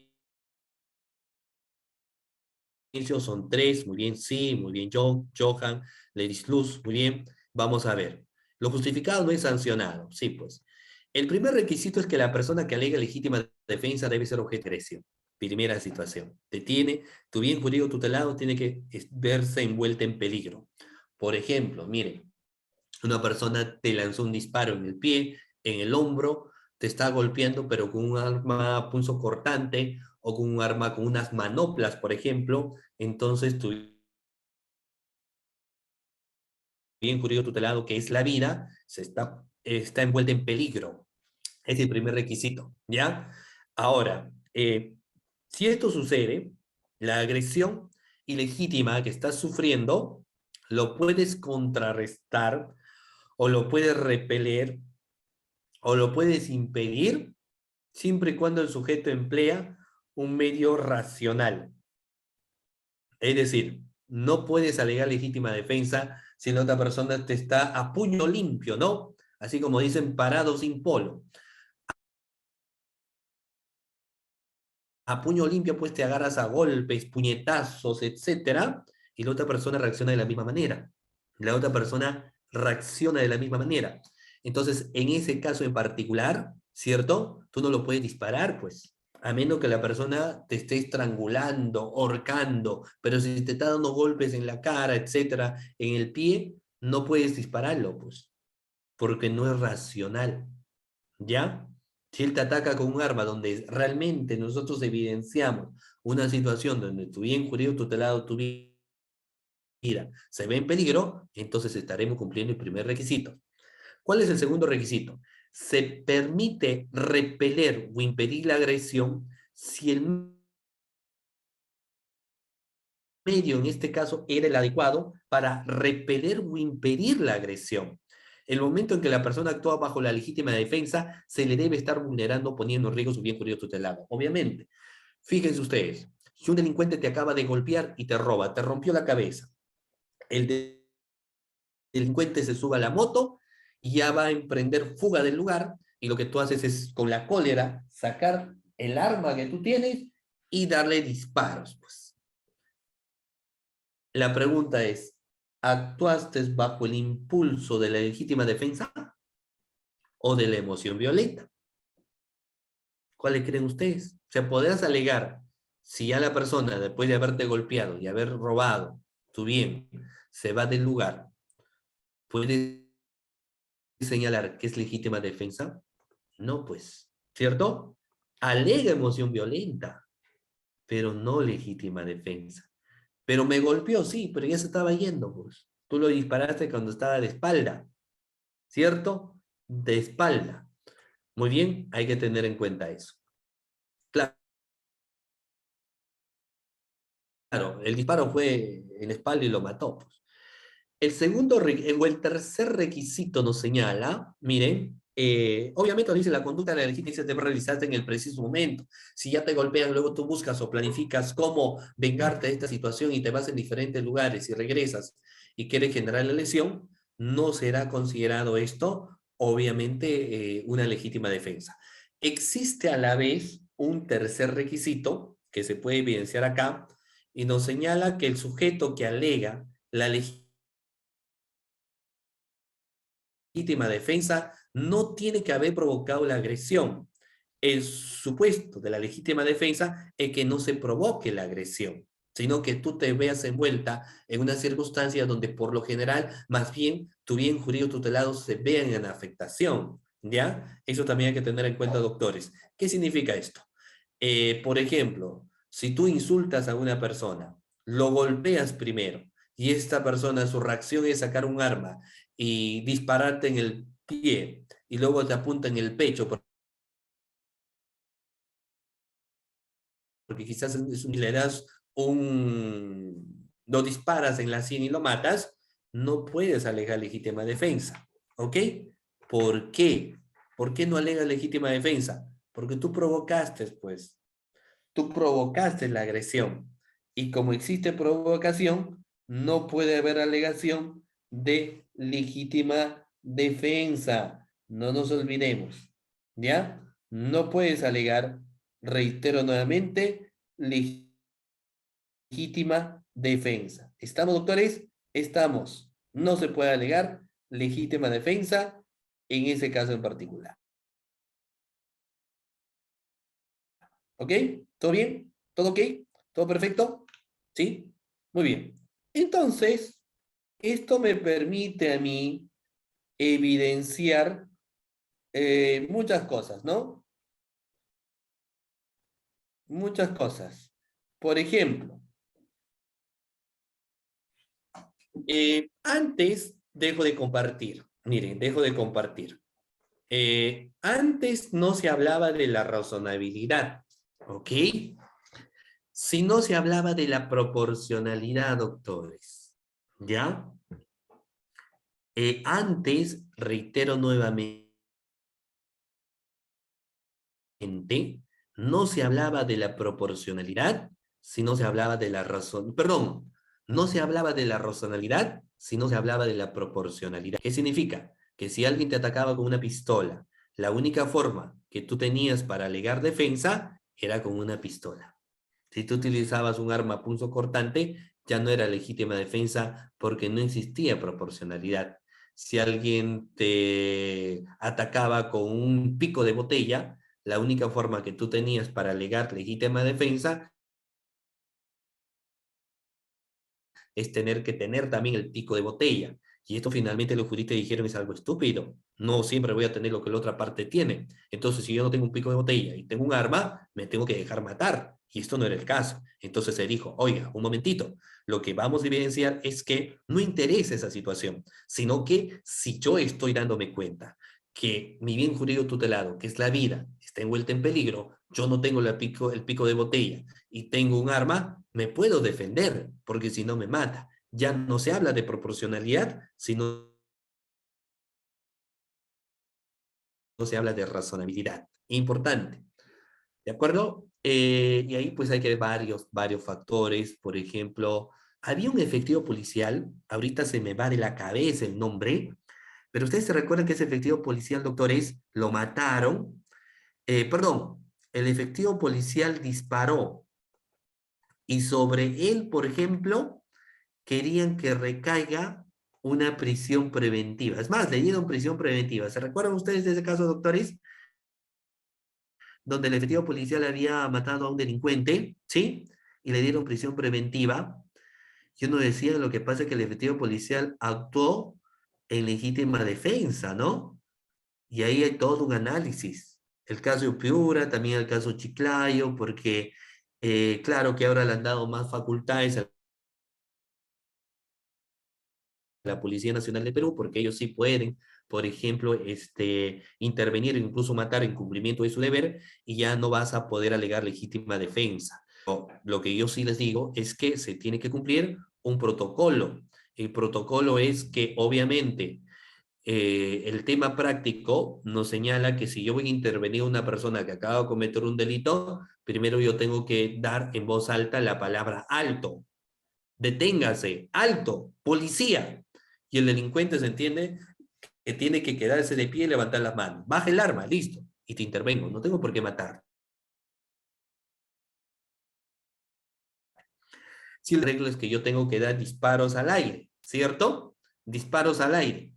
Y la persona, pues, si no se detiene el delincuente, lo que corresponde luego es tener que realizar un disparo. Pero fíjense que el disparo nos dice que no se tiene que realizar en un órgano vital. Si está corriendo, lo ideal es que el disparo sea en la pierna para que se caiga, pues, ¿cierto? Y lo podamos neutralizar. Eso nos señala. Entonces, ¿cuál era el tema de discusión? De que el disparo no había ido en la pierna, sino que el disparo había ido en el cuerpo de este delincuente. Y ahí eran las dos suposiciones, de que el delincuente había amagado en darle un disparo a él. Y esto, por ejemplo, no sé si en la clase hay efectivos policiales. Una cosa es la teoría, otra cosa es la práctica. La teoría me puede decir, de esa forma tú acciona, pero en la cuestión práctica, tú no sabes si esa persona es un delincuente, ¿no? Tú no sabes si a ti te va a disparar. Tú no sabes si al momento de haber amagado y no vas a esperar pues que el delincuente saque el arma y dé un primer disparo, ¿no? Para que tú lo dispares. Entonces, todas esas circunstancias hacen evidenciar que, bueno, hay que ver si se cumplió o no el procedimiento, pero tú, señor fiscal, pues no tienes o no deberías por qué adelantarte a los hechos y hacer una prisión o requerir una prisión preventiva, que estaría siendo en exceso, ¿no? O sea, demasiado. Y eso es lo que finalmente se solía cuestionar, ¿no? Eso es lo que finalmente se cuestionaba, pues se decía, no, ¿cómo es posible? ¿Por qué se dio esto? En fin, ¿ya? Pero bueno, la legítima defensa, no nos olvidemos que cumple una serie de presupuestos, ¿ya? La legítima defensa cumple una serie de presupuestos. Primera causa de justificación. Segunda causa de justificación, el estado de necesidad justificante. No te olvides, y pregunto dicho sea de paso a la clase. ¿Cuál es el siguiente, cuál es el siguiente, o cuál es la siguiente causa de justificación, doctores?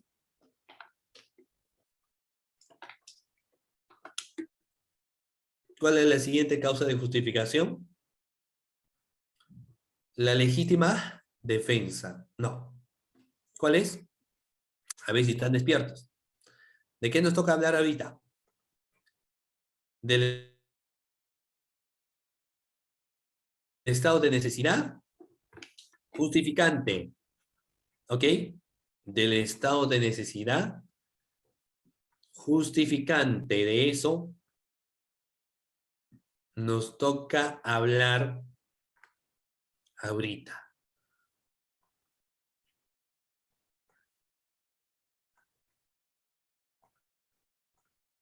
Muy bien.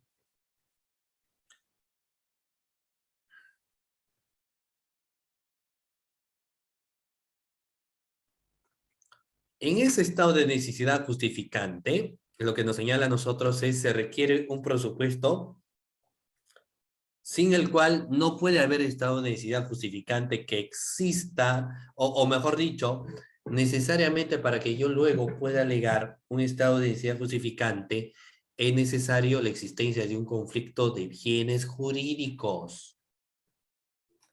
Reitero nuevamente, es necesario existencia eh, de lo que viene a ser un conflicto de bienes jurídicos. Esto es indispensable. Debido a este conflicto, la persona, el individuo, no puede salvar ambos bienes jurídicos. Entonces, en este conflicto debe presentarse entre bienes jurídicos que pueden ser desiguales o de distinto valor. El estado de necesidad justificante no se puede alegar si los bienes jurídicos son del mismo valor. Si se da este conflicto, entonces se puede sacrificar el bien jurídico de menor valor, siempre y cuando sea el medio adecuado para salvar el bien jurídico de mayor valor. La conducta típica entonces queda justificada por un objeto de salvaguardar un bien jurídico de mayor valor. En castellano, por favor. Bueno, los bienes jurídicos tutelados son diferentes, ¿cierto? Los bienes jurídicos tutelados no son iguales. ¿Cuál pregunta la clase? ¿Cuál creen ustedes que será el bien jurídico tutelado que tenga mayor valor? ¿Cuál será el bien jurídico tutelado, doctores, que tenga o que tiene mayor valor? ¿Qué opinan? ¿Qué opinan? ¿Cuál vendrá a ser? A ver, los leo, doctores.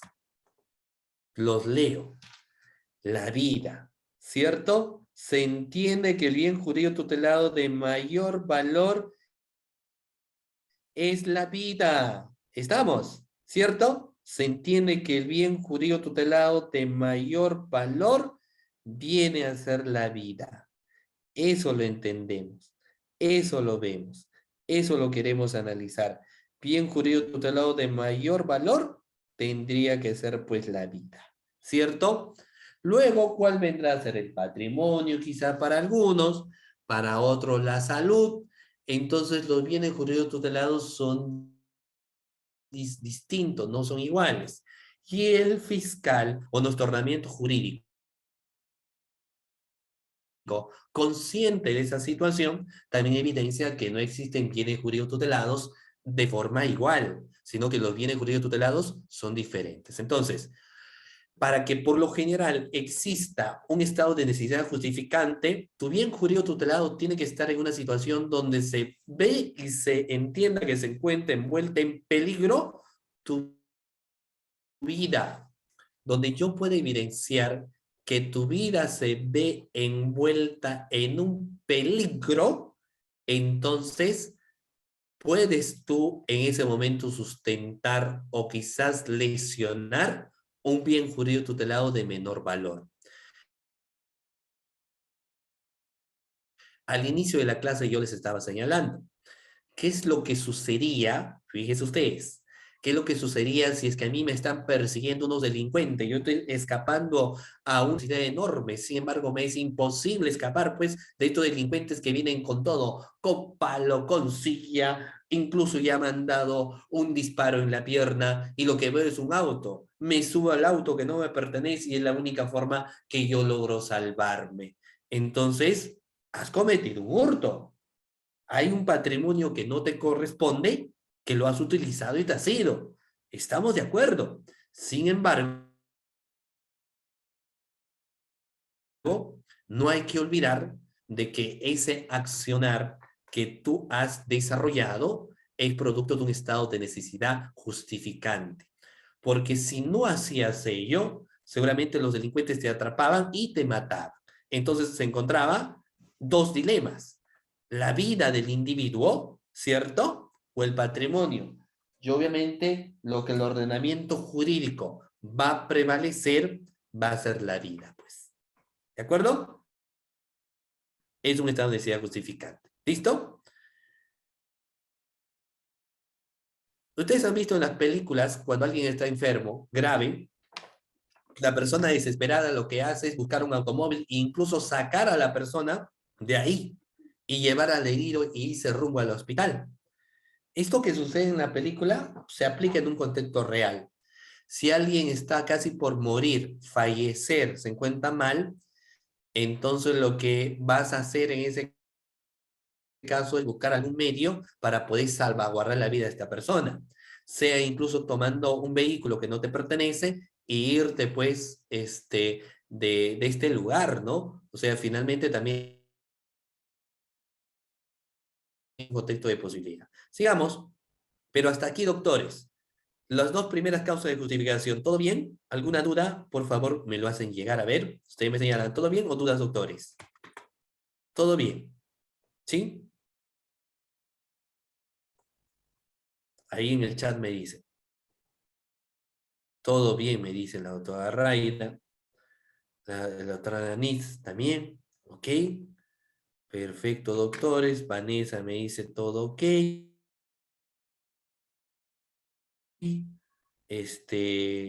Bueno, Cristian, Humberto, también todo bien. Ustedes saben si hay una duda, lo pueden hacer llegar. Es más, les invito a que puedan hacer yo llegar, ¿ya? Si ustedes me dicen, pues, esto, lo aquello, qué sé yo, finalmente ustedes, me lo hacen mención, ¿de acuerdo? Ustedes me lo señalan. Ustedes me indican, mejor dicho, ¿cierto? Me mencionan, ¿ya? Muy bien. Bueno, sigamos entonces. Sigamos.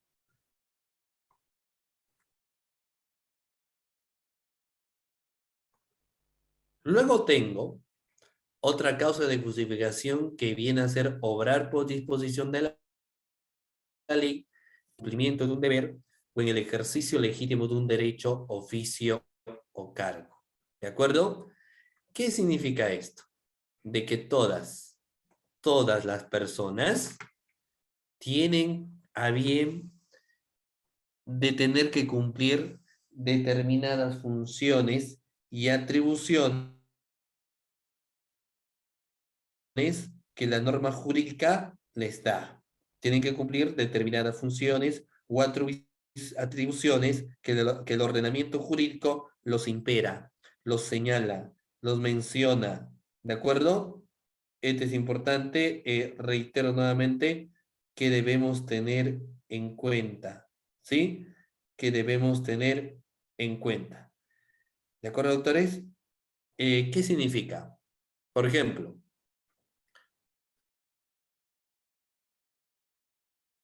eh, la flagrancia delito. Y ahí me permito hacer un paréntesis, a ver, de paso para ir despertando a la clase. ¿Cuántos tipos de flagrancia existen, doctores? ¿Cuántos tipos de flagrancia podemos encontrar? Tres, me dice la doctora Raida. No sé, los demás, ¿cuántos tipos de flagrancia me señalan? Eric, tres. ¿Quién me dice que hay cuatro? Miren, existen cuatro tipos de flagrancia. ¿Ah? No existen tres, existen cuatro tipos de flagrancias. ¿Cuáles vienen a ser estas flagrancias? La flagrancia stricto sensu, primer tipo de flagrancia que yo puedo hallar, ¿ok? La flagrancia stricto sensu, reitero nuevamente, primer tipo de flagrancia eh, que yo puedo evidenciar, luego como dice la doctora María, la cuasi flagrancia, luego puedo tener la flagrancia por sindicación directa, que es el tercer tipo de flagrancia, y luego existe un cuarto tipo de flagrancia que puede ser por inferencia o deducción. Entonces, doctores, fíjense ustedes que lo que uno encuentra son cuatro tipos de flagrancia delictiva. Cuatro tipos de flagrancia delictiva, estimados doctores. Tengamos en cuenta eso, ¿ok? Tengamos en cuenta esa situación. Perfecto. Pero yo no estoy acá pues para mencionar el tipo de flagrancia, cuántos tipos de flagrancia existen. No, no, no. Yo no voy a mencionar esto. Lo que yo sí voy a decir es que, por ejemplo, este, los cuatro tienen un especial o una especial particularidad que es restringir un derecho fundamental que viene a ser la libertad, ¿cierto? Entonces, vuelvo a las diapositivas. ¿Qué significa? Que como existe una disposición legal que me señala que si bien es cierto, la persona o el individuo tiene el derecho al libre tránsito, no obstante de ello, en situaciones de flagrancia, yo sí nos hace mención, ¿de acuerdo? Restringir su derecho a la libertad. Restringir su derecho a la libertad, pero solo en determinadas circunstancias. No podría, por ejemplo, fundamentalmente hacer lo siguiente. Si no es una situación de flagrancia, yo no lo tengo por qué detener, porque si yo lo detengo estaría cometiendo un delito de secuestro. No podría. Pero si es flagrante delito, sí lo puedo detener. O si es un mandato judicial, si es una orden judicial, ¿de acuerdo? Lo mismo va a ir de la mano, doctores, cuando hablo del arresto ciudadano. Todos nosotros, el individuo, todos nosotros que estamos aquí, ¿podemos detener a una persona? Por supuesto que sí, doctores, no existe ningún problema. Podemos detener a una persona, ¿ok? Podemos detenerlo, no hay ningún tipo de problema, pero no lo puedo yo, si lo detengo, tengo que comunicar a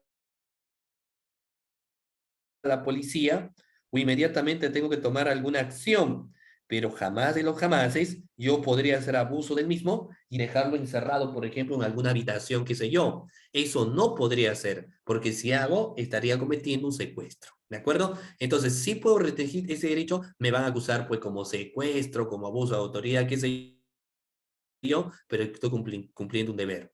Lo mismo, por ejemplo, en el caso de las Fuerzas Armadas o el personal de la PNP, en cumplimiento de su deber y en uso de sus armas u otro medio de defensa, causa lesiones o muerte. Yo aquí amparo también el hecho, por ejemplo, hace un momento, yo estoy dictando desde las 2 de la tarde, ya estoy a 15 minutos para terminar mi jornada de dictado de la clase del día de hoy, el día domingo. Pero fíjense ustedes, doctores, miren, miren, cuando se ordena, por ejemplo, la conducción compulsiva de un individuo, obviamente ninguna conducción compulsiva es por favorcito, te vamos a detener, ven aquí a la fiscalía que tome tu declaración. No. En la conducción compulsiva verbalizamos, mire, usted tiene una declaración, tiene que ir a la fiscalía. No quiero ir. Ah, no quiere ir usted, nuevamente, señor, lo tengo que llevar a la fiscalía. No quiero, entonces tengo que hacer uso de la fuerza, ¿cierto? Y luego la persona va a decir, ¿qué te has creído? Eres un abusivo, todo porque eres policía, me has llevado, te voy a denunciar por abuso de autoridad. Pues, si te denuncia por ahí, ese caso se tendrá que archivar porque has actuado en disposición de la ley, en cumplimiento de un deber o en ejercicio de un derecho, ¿ok? Luego tenemos, doctores, la obediencia jerárquica. Claro, ¿podemos hacerlo? Sí, podemos, dice la doctora Vanessa Ochande, ¿no?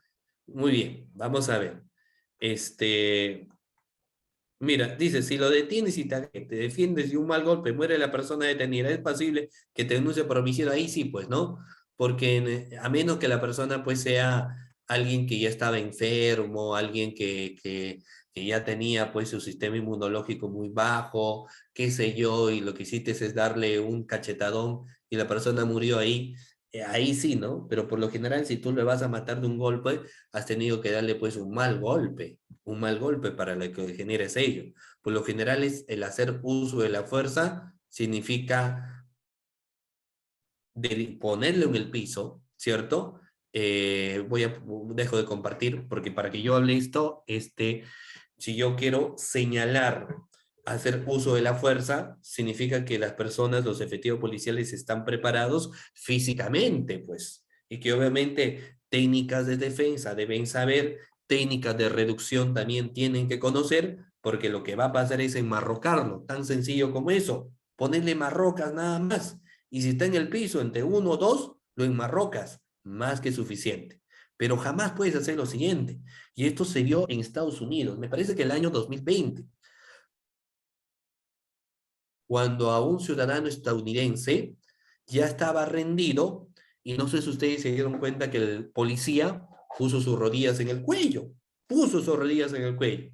Y la persona que ya se encontraba en el piso pedía, incluso ya enmarrocado, pedía, por favor, ya no lo sigan pisando. Este policía le llegaba altamente, pues seguía con la rodilla en el cuello. La persona murió por asfixia. Eso, no, eso sí no, pues. No es que ahí estás actuando por cumpliendo un deber o ejercicio de un derecho. Estás haciendo abuso de ello. Hay límites. ¿Ok? Muy bien. Luego tenemos el penúltimo, que es la obediencia jerárquica o obediencia de vida. Por lo general, esto será en los organismos de un aparato estatal. Es decir, en las instituciones del Estado tenemos a los funcionarios públicos que tienen poder de decisión y también tenemos a los servidores públicos. Esto es una regla básica, ¿cierto? El servidor público en muchas de las instituciones tiene que acatar las órdenes que señala su jefe inmediato. Si el jefe inmediato te diga, haga ello, hágalo esto, hágalo otro, pues sencillamente tienes que cumplir lo que te están señalando, ¿cierto? Tienes que cumplir lo que se está mencionando. Eso lo vas a hacer. Pero, ¿qué es lo que va a suceder, por ejemplo, si es que tú no obedeces? Es posible de que incluso te despidan. Pero esto también tiene un límite. Si tu jefe te dice, notifica, tú tienes sencillamente que cumplir con la notificación. Eso es lo que tienes que hacer, cumplir con la notificación. Tú no puedes decir, no voy a notificar, no. No puedes de ninguna manera comportarte de una manera distinta y tienes que cumplir.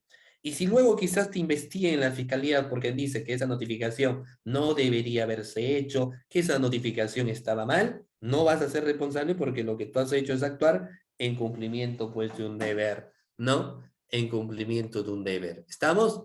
Estamos. Siguiente, el consentimiento. Si alguien consiente, no hay delito. ¿Qué separa un delito de violación? Que la víctima no consintió. El tipo penal te dice el que mediante violencia o amenaza busca tener acceso carnal, oral o vaginal o por cualquier otro medio análogo, introduciendo sus partes íntimas o cualquier otro objeto para que se configure, obviamente ahí el delito de violación. ¿Así nos hace referencia? Por supuesto que sí. Estamos. Estamos. Sin embargo, si la otra persona consiente, ya no hay violación, pues. Si dicen, por ejemplo, vamos a practicar el sadomasoquismo, te voy a dar corriazos ahí. Y obviamente va a haber escoria. Pero ha existido consentimiento, no es violación, pues. Lo mismo sucede en las famosas figuras de acoso sexual. Si la otra persona no consiente, se configurará el delito. Pero si la otra persona responde los mensajes, entonces existe un consentimiento de por medio. ¿Estamos, doctores? Estamos. Y por último, vamos a hablar, doctores, de la culpabilidad o causas de culpación. ¿Ok? Por último, vamos a hacer mención de la culpabilidad o causas de exculpación. ¿Listo, doctores? Listo. Entonces, en esta, la culpabilidad, voy a yo resumirlo porque existe varios contextos aquí, pero lo que fundamentalmente es para poder señalar si una persona es culpable, yo tengo que tomar en cuenta una serie de criterios. Y dentro de estos criterios, lo que yo tengo que señalar eficientemente, doctores, eh, es si ha existido o no existe, por ejemplo, lo que viene a ser, doctores, algunos criterios me hagan imposible poder señalarte que eres culpable, es decir, existen causas de inimputabilidad. Tenemos la minoría de edad. La minoría de edad se da a través de un carácter biológico, intelectual o mixto. Para el ordenamiento jurídico lo que interesa es que esa minoría de edad tiene que ser obviamente biológico, no intelectual. Hay personas que tienen 20 años, pero quizás tengan un pensamiento más maduro como 25, 26 ya. O hay personas que pueden tener 35 años, pero su pensamiento puede ser de alguien de 27, de 26, ¿cierto? Entonces, el grado intelectual no importa, es el grado biológico. Nuestro Código Penal dice que los que cometen delitos son los que tienen de 18 años para arriba. y los de 17 hacia abajo cometen faltas. Entonces, no hay un delito para los que son menores de 18 años. Es un inimputable. Es un inimputable. Y luego, el mismo artículo 20 nos señala que pueden existir anomalías en la psiquis de la persona sobre el cual está recayendo algún grado de responsabilidad. Fíjense ustedes, alguna anomalía psicológica. Y ya la ONU hizo mención, por ejemplo, de a quienes se le llaman, pues, los enfermos mentales, ¿no? Ya la anomalía psíquica es algo ya reconocido, es algo ya estipulado, es algo que nosotros, o que ya se vio, se va analizando cotidianamente, y lo que vamos teniendo en cuenta, por ejemplo, son una serie de efectos importantes, ¿no?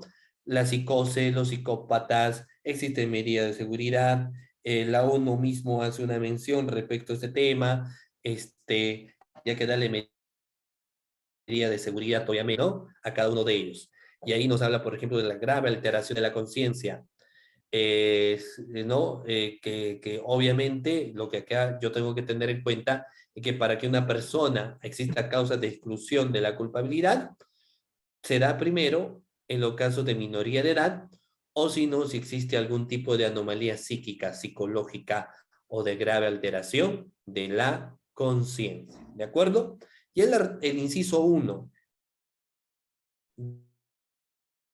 del artículo 20 me hace mención de alguna anomalía psicológica. Por ejemplo, los psicópatas, aquellas personas que escuchan voces, ¿no?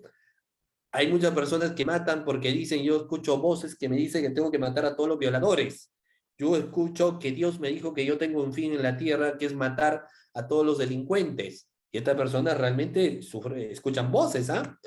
A ellos no existe una responsabilidad penal, es un inimputable, pues. No le voy a llevar a un establecimiento penitenciario o ya como una sentencia condenatoria, sino tendrá que ir a un establecimiento de salud para que revisen a esta persona. ¿Cierto? Hay una pregunta, miren, ya estoy terminando, así que váyanse preparándose si es que existe o no ronda de preguntas, doctores. En 2 minutos responder, ¿de acuerdo? Muy bien. Vanessa me dice, ¿hasta qué punto aplicar el consentimiento de menores de edad? Lo que pasa es que la regla es clara. Menores de 18 años no cometen delito, cometen infracciones. Sin embargo, no hay que olvidar de qué infracción va finalmente a cometer, porque la pena sigue su curso. Si es una persona de 16 años que ha cometido un delito de sicariato, no es que solamente cometió una falta. Al momento de la comisión, comete una falta. Por eso muchas veces se le lleva a las correccionales o maranga. ¿Por qué? Porque esta persona cuya pena va a recaer en el tipo penal del acto que cometió, por ejemplo, 25 años de pena privativa de libertad, en 3 años, ¿cierto? En 3 años ya es mayor de edad. E incluso cuando sale del establecimiento penitenciario, en ese sentido, por ejemplo, no va a tener a bien, fíjense ustedes, ya de ser un joven, va a ser un adulto. Entonces, en caso de justificación, el consentimiento legal nos dice que si es menor de edad, no comete delito. La tratativa es diferente. Utilizamos el código del niño de adolescente. Reina me dice, doctor, en el caso de enamorados sin consentimiento de la mujer, ¿es violación? Por supuesto que sí. E incluso en los casos de los esposos. Si alguien quiere mantener relaciones sexuales con otra persona, tiene que ser con el consentimiento de la misma. Si no existe consentimiento de la otra persona y te dice no, pues la palabra es bien clara, no, ¿cierto? Muy bien. La anomalía psicológica, entonces, en el artículo 1, inciso 1 del artículo 20, nos habla pues de muchos temas, ¿no? Anomalías psíquicas compatibles con inimputabilidad, casos de psicópatas, psicopatía, o la grave alteración de conciencia, pero que te haga ver o tener alucinaciones para cometer eso. Si yo veo en este elemento, si es menor de edad o tiene una grave alteración de la conciencia, no voy a tener que acusarlo, porque no se cumple el último elemento de la teoría del delito. Pero si yo veo que es una persona mayor de edad y que cuando se le hizo un informe psicológico arroja que su comportamiento es normal, entonces definitivamente tendrá que asumir todo el peso de la ley. ¿De acuerdo? Muy bien, doctores. Termino mi participación y voy a ver si existe alguna pregunta de la clase. Si no, les voy a estar invitando a ustedes que vayan encendiendo su cámara para pues despedirnos como debe de ser, ¿no? En la última sesión de clase, ¿ya? Muy bien, voy a ver. Les invito, porque no los conozco, veo los nombres, pero vamos a ver, ¿no? Acá tengo preguntas. Al final todavía ustedes aprovechan para que ahí hagan su cuadrito y todo eso, pues, ¿no? De la despedida de la clase, ¿ya? Naidu me dice, aplica el estado de necesidad justificante en el caso de que una persona ante una amenaza de muerte secuestra a una persona. No, no, no, no. Una amenaza de muerte no puede secuestrar a una persona, tendría que darle conocimiento a la policía, definitivamente, ¿ya? No se aplica, ¿ok? Vanessa me dice, en un caso donde a través de WhatsApp le hace proposiciones sexuales a una menor de edad, dijeron que no hay acoso, ya que la señorita responde a los mensajes actualmente notificados como delito informático. Lo que pasa es que hay medidas de autoprotección. Un menor de edad puede ser más fácil engañado, pero si es una persona adulta, lo que tiene que hacer es bloquear. ¿Por qué sigues la conversación? Haga tan sencillo como bloquear a tu agresor, ¿de acuerdo? Pero en el caso, por ejemplo, de una menor de edad, esta se puede ver vista y engatusado por lo que puede decir el agresor. Entonces ahí sí, sin lugar a dudas, podríamos nosotros tener en cuenta, ¿no? Bueno, dice, hay más preguntas. Bueno, yo les he dado el número de WhatsApp. En el WhatsApp sí pueden realizar algunas preguntas si ustedes lo consideran necesarias, ¿ya? Muy bien. Muy bien, doctores. A ver si prenden su cámara, por favor, para verlos a los participantes, para ver si están realmente en clase, ¿cierto? Porque algunos ahorita quizás están en el gym, de paseo, caminando por otros lugares, no lo sé, porque todo es posible, ¿ah? Ahora sí lo puedo ver. A ver, prenden su cámara, doctores. De paso por la última fotografía, ¿ya? La fotografía que lo van a publicar, pues ahí al fake, no lo sé. ¿Ok? Qué bonito, yo lo puedo ver, así como me pueden ver a mí. Bueno, no me queda más que decir, como dice la letra de la canción, nada dura para siempre, todo tiene su final y ya hemos llegado a la parte final de la clase del día de hoy. No me queda más que agradecerles a ustedes que han estado presentes hoy domingo en la clase y se están preparando constantemente. Es una alegría para mí poder haber compartido esta sesión de clase. Cuídense muchísimo, doctores. Feliz domingo y empezar con todo el día de mañana, lunes. Por favor, estamos ya en la cuarta ola. Utilicen las mascarillas, pónganse la cuarta dosis, descansan lo más que sea suficiente y sean felices. Cuídense hasta una próxima oportunidad.